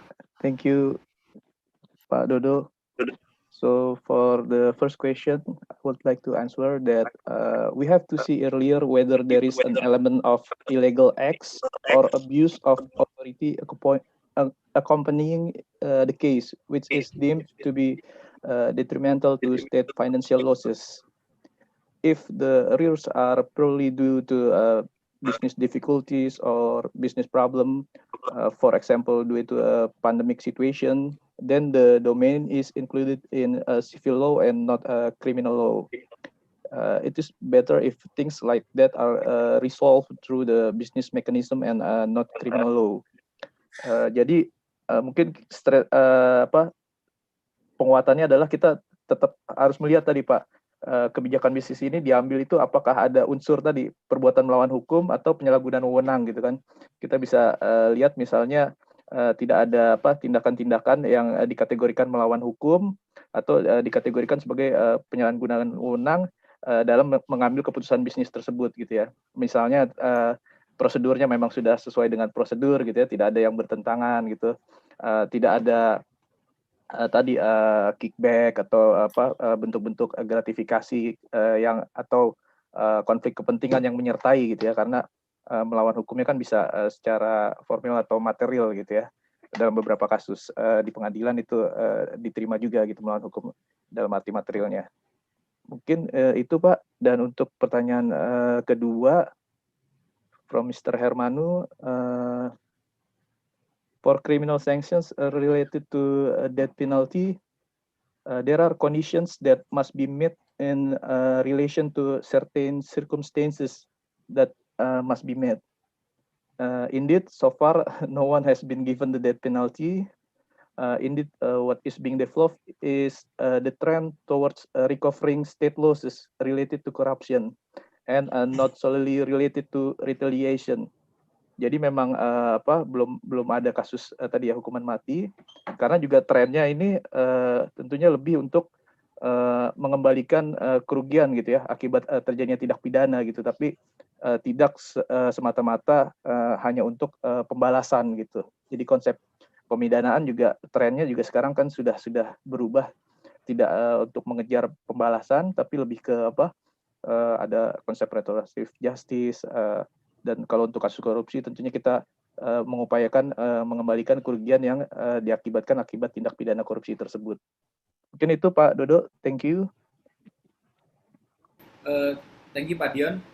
Pak Direktur, Pak Agus, memang ini pertanyaannya ke Pak Dion, tetapi apakah Bapak bisa memberikan ini Pak, khususnya untuk yang pertanyaan nomor 1 Pak, pengalaman Bapak yang terkait dengan business judgment rule ini, bagaimana kita memitigasinya, baik dari khususnya dari sisi manajemen Pak, dari sisi of board of director, how to ensure that all the decision is conduct under business judgment rule in this perspective of corporate Pak. Thank you Pak. Ya. Terima kasih ya, dari Pak Riki ya. Dari BPKP Sumbar, Pak, ini tadi belum nyebutin namanya beliaunya siapa. Oh, dari BPKP Sumbar. Oh, Ya, maksudnya dari BPKP Sumbar. pakai bahasa Indonesia saja kali ya? Iya, ya, pakai bahasa Indonesia saja, Pak. Nggak apa-apa, Pak. Nanti gitu kan. Jadi sebenarnya begini, konsep yang digunakan untuk pengambilan keputusan berdasarkan proses-proses yang accountable, katakanlah seperti itu. Tadi ada poin-poin yang pernah saya sampaikan bahwa unsur-unsur business judgment rule tadi adalah satu, ada in good faith, jadi tidak ada niatan jahat ya, adalah niatan baik dalam mengambil keputusan itu. Karena kalau ada niatan jahat itu merupakan unsur-unsur yang nanti ujung-ujungnya bisa menjadi katakanlah melawan hukum ya. Jadi ini harus ada niatan baik dulu. Kemudian proper purpose. Jadi memang decision itu digunakan memang untuk terkait hal masalah tersebut ya. Kemudian proses-prosesnya, nah ini ya yang poin-poin tadi ya, tidak ada personal interest ya. Jadi dia mengambil keputusan itu memang the best of company. Jadi itu yang terbaik dan informasinya sudah diperoleh secara menyeluruh dan rasional. Artinya dalam proses itu harus didahului. Misalnya kita mengambil keputusan sesuatu, seorang direksi biasanya dia harus mulai dari informasi, harus dikumpulkan seoptimal mungkin ya. Kemudian dari situ dilakukan proses-proses mulai rapat-rapatnya, ada pihak lain yang juga melakukan rapat itu tidak sendiri ya, kemudian ada pengambilan keputusannya itu sudah dilakukan melalui katakanlah pembuatan skenario alternatif, menghitung untung rugi dan sebagainya. Itu semuanya proses business judgment rule. Jangan sampai tidak ada proses itu, tiba-tiba muncul keputusan A gitu ya. Nah, makanya di board of directors itu namanya adalah keputusan kolegial. Jadi keputusan komprehensif ya, kolegial. Jadi kalau tiba-tiba ada muncul keputusan sendiri dari secara corporate governance, itu dikatakan bahwa pengambilan keputusan yang sendiri yang dari si pengambil keputusan, nah kan. Nah kalau mereka sudah bulat, jadi biasanya ada beberapa orang itu kan, apalagi kalau itu pengambilan keputusan yang harus melalui komisaris, ya biasanya pengambilan keputusan yang sifatnya strategik, ya, yang mempengaruhi namanya corporate action. Nah kita di BPKP juga ada modulnya. Apa yang masuk corporate action? Itu harus persetujuan dengan komisaris, bahkan kadang-kadang ada yang harus persetujuan sampai pemegang saham. Nah, rule itu harus diikuti ya. Jadi kalau tidak ada itu bisa tadi misalnya ada keputusannya ternyata salah ya, terus merugikan negara gitu ya. Setelah dilihat ternyata tidak melakukan due process business judgment rule yang benar. Nah, ini bisa diindikasikan memang karena mungkin tidak ada in good faith gitu ya. Nah, tapi kalau setelah semua diikutin, semua bisa dipertanggungjawabkan, why come to the decision, because of this, skenario-nya masuk akal dan sebagainya, proses-proses sudah dilakukan, setiap tahapan, ya that's business judgment rule. Bisa saja keputusan bisnis salah, tapi memang sudah dilakukan proses yang benar, yang accountable. Nah itu maksud saya kalau itu dia dilakukan, that's the business. Gitu lah. Halo. Oke Bapak. Oh ya. Ya Pak. Halo ya. Bapak. Cukup Pak. Saya kira dari saya segitu. Oke Bapak, terima kasih rekan-rekan dari BPKP Sumatera Barat. Tadi yang bagaimana kita mendengarkan penjelasan dari Pak Direktur. Selanjutnya saya mohon izin, sebenarnya saya ingin mengundang Pak Rifki Arianto dari Kepulauan Selayar. Tapi beliau sepertinya ada kendala teknis. Saya sebenarnya pengen beliau mempertanyakan langsung di forum. Unfortunately, this question to all speakers, Pak Agus, Pak Dion, and then Pak Nusirwan also. There are also many similar question, Pak, concerning about the strategy. It came from also Pak Frankie, DJKN Papua Barat, also Pak Dihansah, BPKRI, and then also Bu Sylvia Fitriani dari Universitas Riau. Little bit similar how the strategy, how the effort of line ministries to combat the corruptions. So may I invite Pak Agus and then Pak Dion, quick answer aja Pak, sebagaimana tadi sebenarnya sudah ada Bapak di slide-slide tadi, tapi mungkin bisa di-echo kembali dari BPKP, KPK, maupun nanti dari ADB. Dari Pak Agus dulu Pak, perkenan Pak. Terima kasih Bapak. Basically I already mentioned in the conclusion remarks about that. We have to have a collegial spirit, collegial integrity, and then also commitment, to combating the anti-corruption and bribery. And we cannot talk only, but we have to do with action. With action. The government already commit to that, and BPKP and all organization, we have government regulation number 60 2008, that every organization have to implemented the good internal government system. So this is easier than done, I think. Even but we don't have to give up.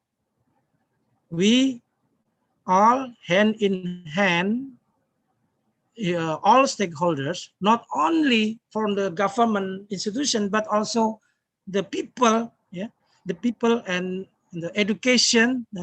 We have to hand in hand to do that, because we already know what's the consequences if corruption and bribery is not controlled or not combated, that people will suffering. Sometimes people only think for a short term. We have to think a longer term, to educate people. BPKP also have, we call it MPAK, Masyarakat Pembelajar Anti Korupsi, the community learning about the anti-corruption. We share, we discuss to university, to regional government, to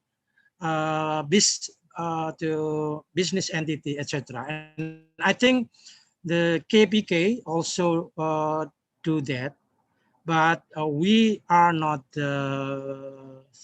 We do not give up, and then to do continuously and always make an improvement. I think the important thing is we have to build the community that are very aware about this corruption and bribery. It's very harmful to the society. We can share with the, for example, this webinar, the FGD, or we put some advertising, etc. And we have the key is we have the same commitment, all of us, hand in hand, have self commitment, integrity, and then we also build the system. I think we finally, I hope we can combat the corruption corruption and bribery. I think that's all. Thank you Pak Agus. Pak Dion mungkin bisa dielaborasi apa yang salah setelah sekian banyak upaya-upaya kita memberantas korupsi, tapi tetap aja dari tahun ke tahun kasus yang ditangani KPK dalam konteks yang mungkin jumlahnya masih. Sorry. When can I mention one more that's very important? Okay, bagus. Please. Sorry.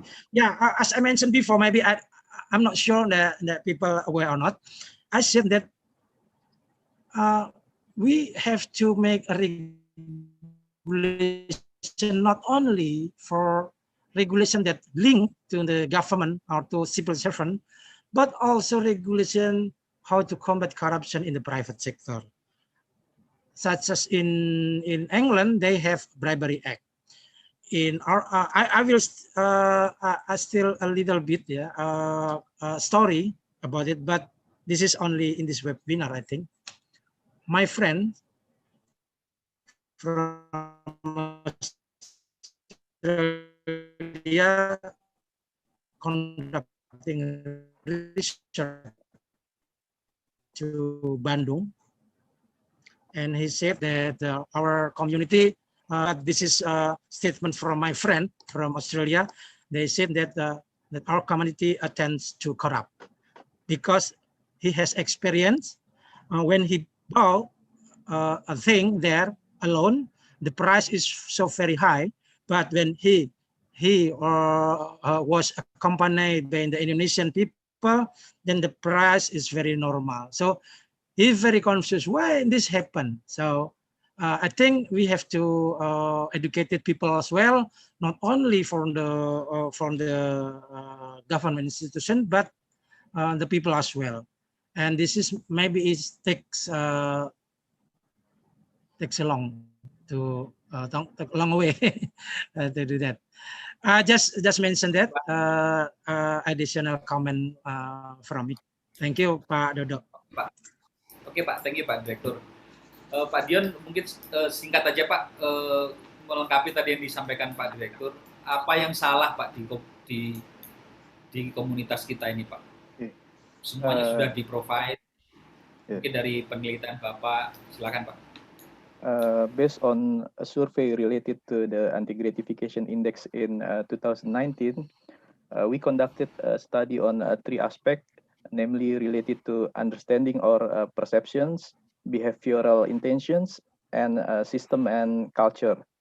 The result is that in terms of understanding or perception, the results are good.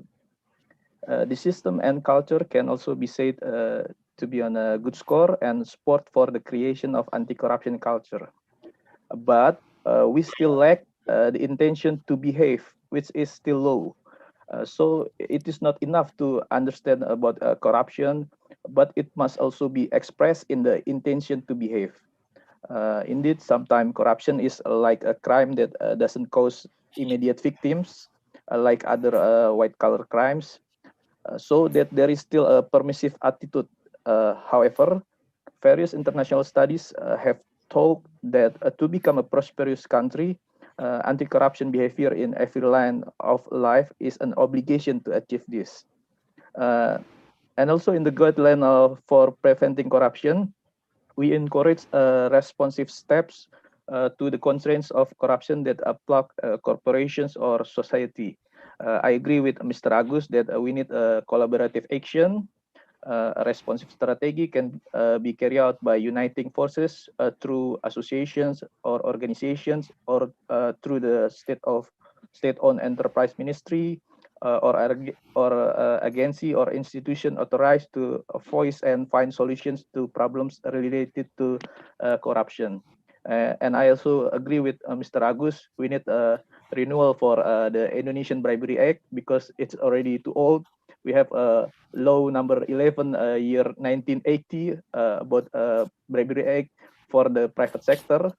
And also we need to make a renewal for the anti-corruption law. There is still many UNCAC principle that not included in our anti-corruption law. For example, like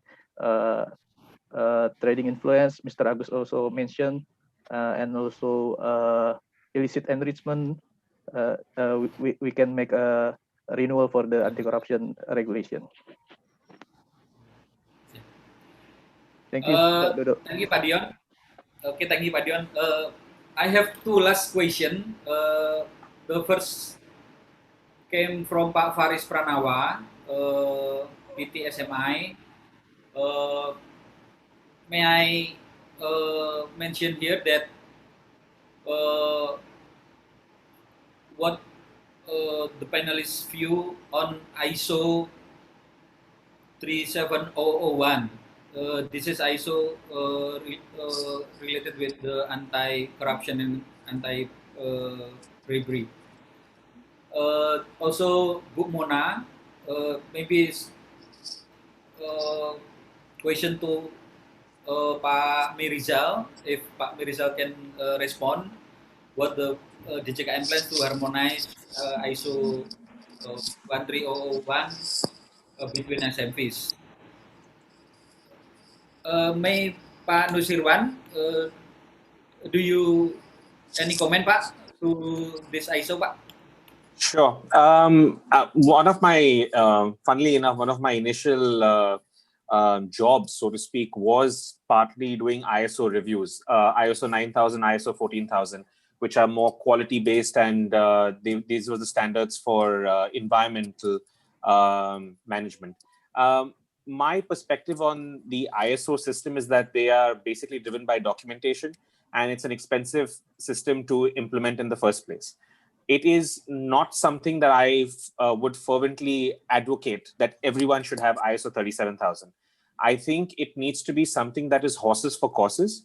You might want to do it if you have a very large organization which has the financial muscle and the administrative strength to implement this, and does not currently have a compliance or integrity management system in place. If, however, you already have some system in place, if already you have a whistleblower hotline, you already have a mechanism for complaints to be routed through, you already have an anti-corruption policy, you already have implementations, trainings being organized, this is more of a checklist to provide you with a degree of assurance, but it is not necessarily something that I would advocate every organization in the world to spend a lot of money on, because this is an expensive system to implement and get certified for. And it's not a one-time expense. It's a periodic expense because you'll have to get recertified ever so often once you've got that. So this is it's something that, yes, it is a nice to have. I think I love seeing these documents. I love seeing that there's a checklist. I love seeing that it's being addressed. Should you have it is a question that you should assess based on your own risk assessment and where your organization is and what resources you have available to you. Thank you.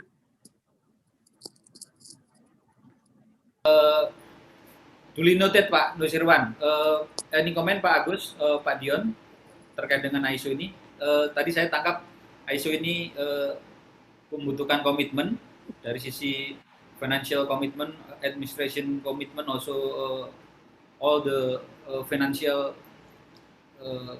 little bit expensive, if I'm not mistaken tadi. Pak Agus, Pak Dion. Yeah, okay. I think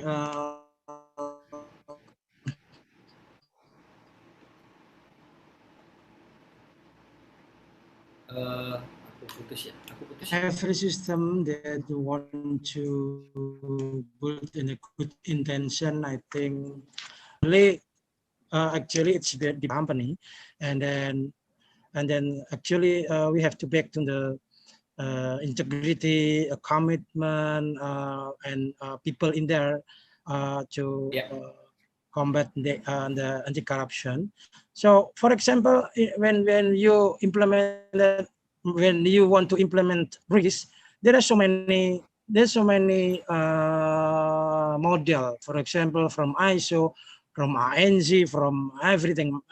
But I think I will say the Chinese leader, we don't care about what's the cat, but as long as he can catch the mouse, I think it's good. That's only as simple as that, I think. Oke, Pak, thank you, Pak. Pak Dion, ada komen? terkait dengan penerapan ini? Yeah, for the Apa pernah ada contoh? For the anti-bribery management system, ISO 37001, it is good for corporations, especially those with international businesses. But there are drawbacks if you want to apply it to a micro business or a small corporation. To overcome this, the Corruption Eradication Commission, or KPK, also socializes a system of guidelines for preventing corruption based on a risk assessment, which is free of charge. We call it Panduan Cegah Korupsi. So it is easy to implement, and in the future, we can make a collaboration also with BPKP to make the prevention corruption in Panduan Cek more better. I think that's all, Mr. Dodo. Okay. Thank you, Pak Dion. Noted, Pak. Dear speaker, I have last question. Pak Gunarso, may Pak Nursiwan give comment, Pak, about these questions? How detect the kickback, Pak? Especially to the corporation that giving loan or giving finance to debtor, Pak. Please, Pak. Pak Nursiwan, is there any technique or method, special method or technique? Thank you, Pak. Well, the best method is going to go back into my background as an auditor. It's maker and checker. It's to ensure that the particulars, this attempt at bribing someone, this kickback that is being done, it should be so financially unviable that corruption becomes the bad choice to make. So if you have enough of makers and checkers who are reviewing and then approving things, and if there is a whole process in place. So for example, for this to actually go ahead, it would require not only there to be some kind of a kickback at the level of the company, there'd be a requirement for there to be some kind of kickback at the level of ADB as well, because all these documents would end up getting reviewed. And that is why it becomes harder to commit an integrity violation on ADB projects, because it's not the EA will check what ADB is doing and ADB will be checking what the EA is doing. It's going to require, it's the checks and balances between them that will prevent this from happening. If, however, someone does make a payment on the inside without it being known to us, etc., unless there is a complaint that comes to us, to be very honest, it will be very hard to detect. But you have in Indonesia a phenomenal anti-corruption agency like the KPK. So I wouldn't bet against the KPK finding this out in the first place. I would be pretty comfortable, pretty confident saying they'll probably get to it eventually, and then this person will be held to account. So for us, from a process, from an administrative law perspective, we'd look at it as checks and balances between the EA, the project officer, our team as well, back in headquarters, the integrity team as well, looking at this. But it would also require local law enforcement, such as the KPK, to be involved and being aware of this, which in fact, fortunately for Indonesia, the KPK actually is very, very good at it. Thank you.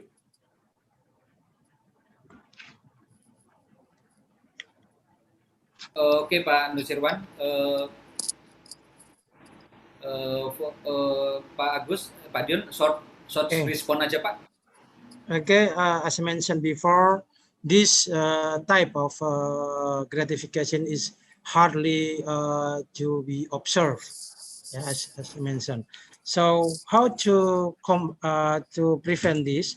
First of all, I think the culture of the organization playing the important role. Can you imagine, for example, in KPK, there is a gratification. For me, I cannot imagine that, because the culture is already built it better. So I think how to build the good culture in the organization, I think is a key role to prevent the kickback.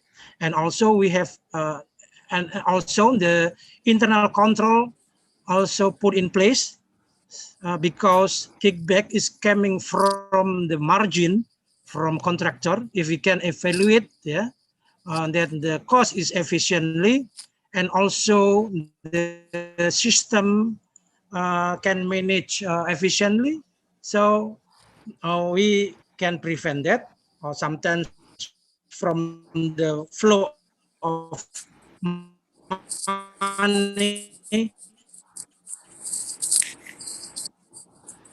we can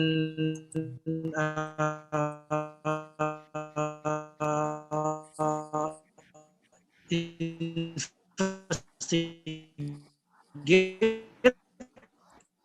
that there is a kickback. I think it is possible to find. Oke, Bapak. Ya. Thank you, Pak. Ya. Cukup, Bapak? Ya, thanks, Ina. Oke. Pak Dion, last response, please. Okay, the method we recommend puts forward, of course, prevention efforts. It must be ensured that the employees and partners understand the risk of kickbacks or bribes. If this is known or entered into the realm of criminal law, then it is assumed that not only individuals who suffers, but their corporations can also be dragged into cases of corruption or other economic losses. That's it. That's all, Mr. Dodo. Thank you. Oke, thank you Pak Dion. Pak Nusirwan, Pak Agus, Pak Dion, thank you for your patience and respond for those all questions. I'm sorry to participant. I cannot mention one by one the questions, but I try to elaborate all the substance and issues that have been asked. Hopefully, this webinar and this Q&A session can satisfy all of you who put effort to make respond to all the speakers. Pak Nusirwan, Pak Agus, and Pak Dion, also Pak Florian.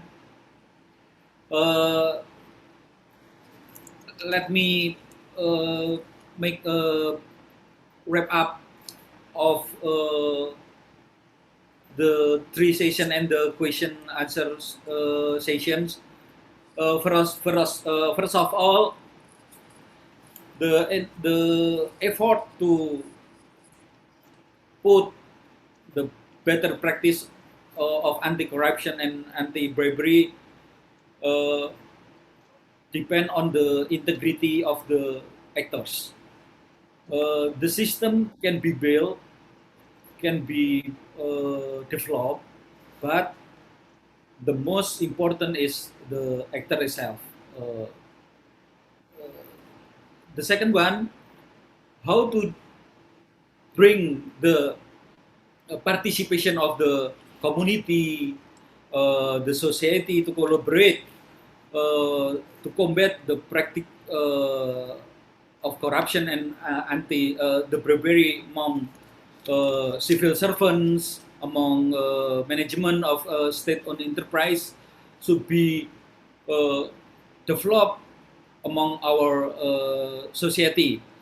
The method, the regulation, the case of the sample of corruptions who already have the punishment to the actors. It's not enough if there are no movement to all the society who want to willingly to eradicate the bad practices among Silver Seven corporations, also lawmakers and law enforcement. The third, I think, considering the case of Geodipa, or SMV or other SOEs, management with all organs, the BOC, BOD, also the shareholder should put all the effort to conduct and also to discipline with the business judgment rule.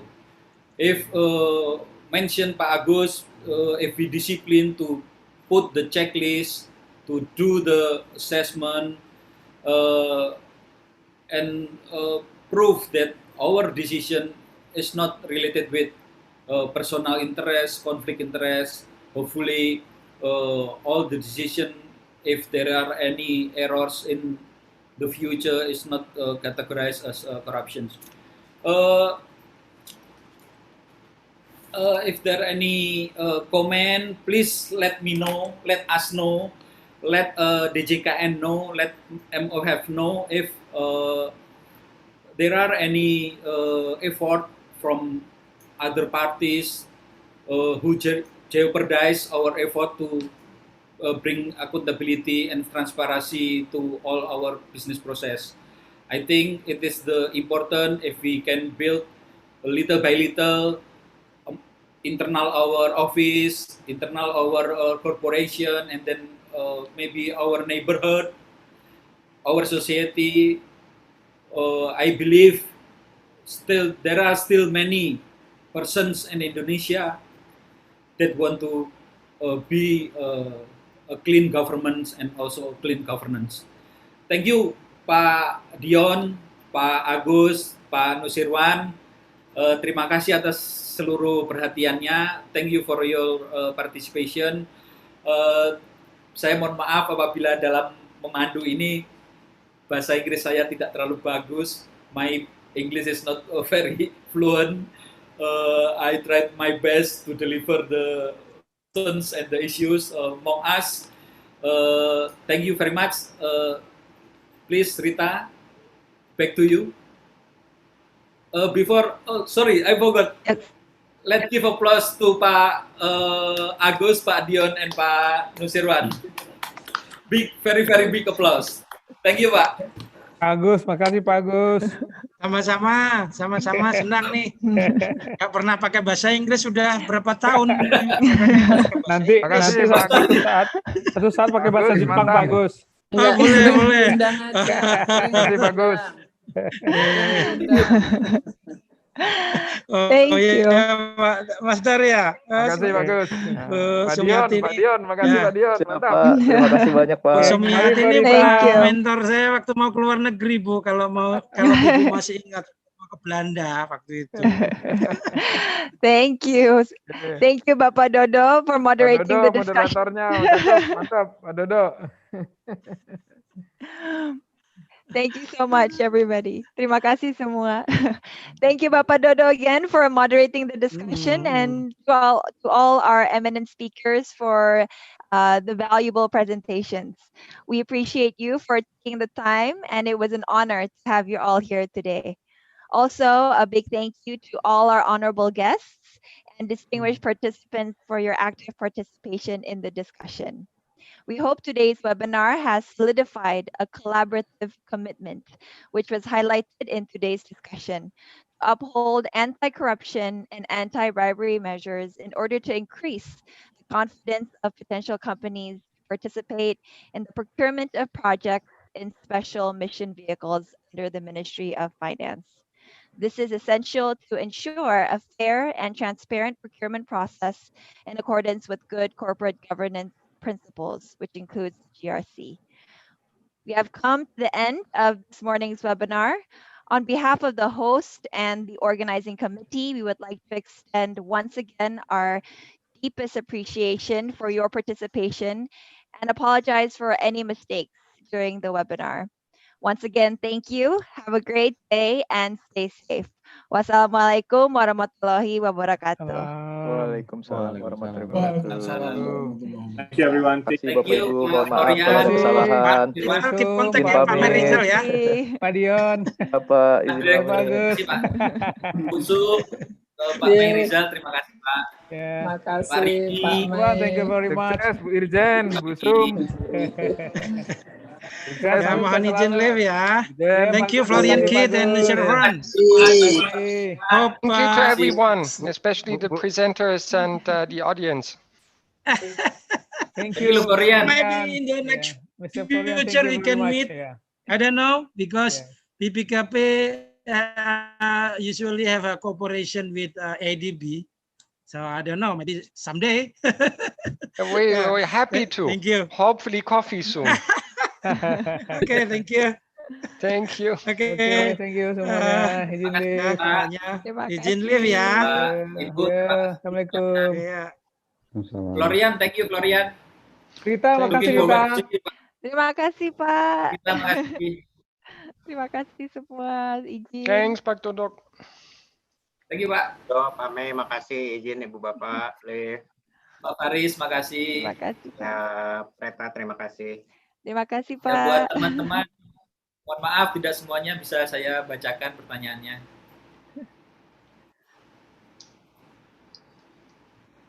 Bu Endang, terima kasih bantuannya.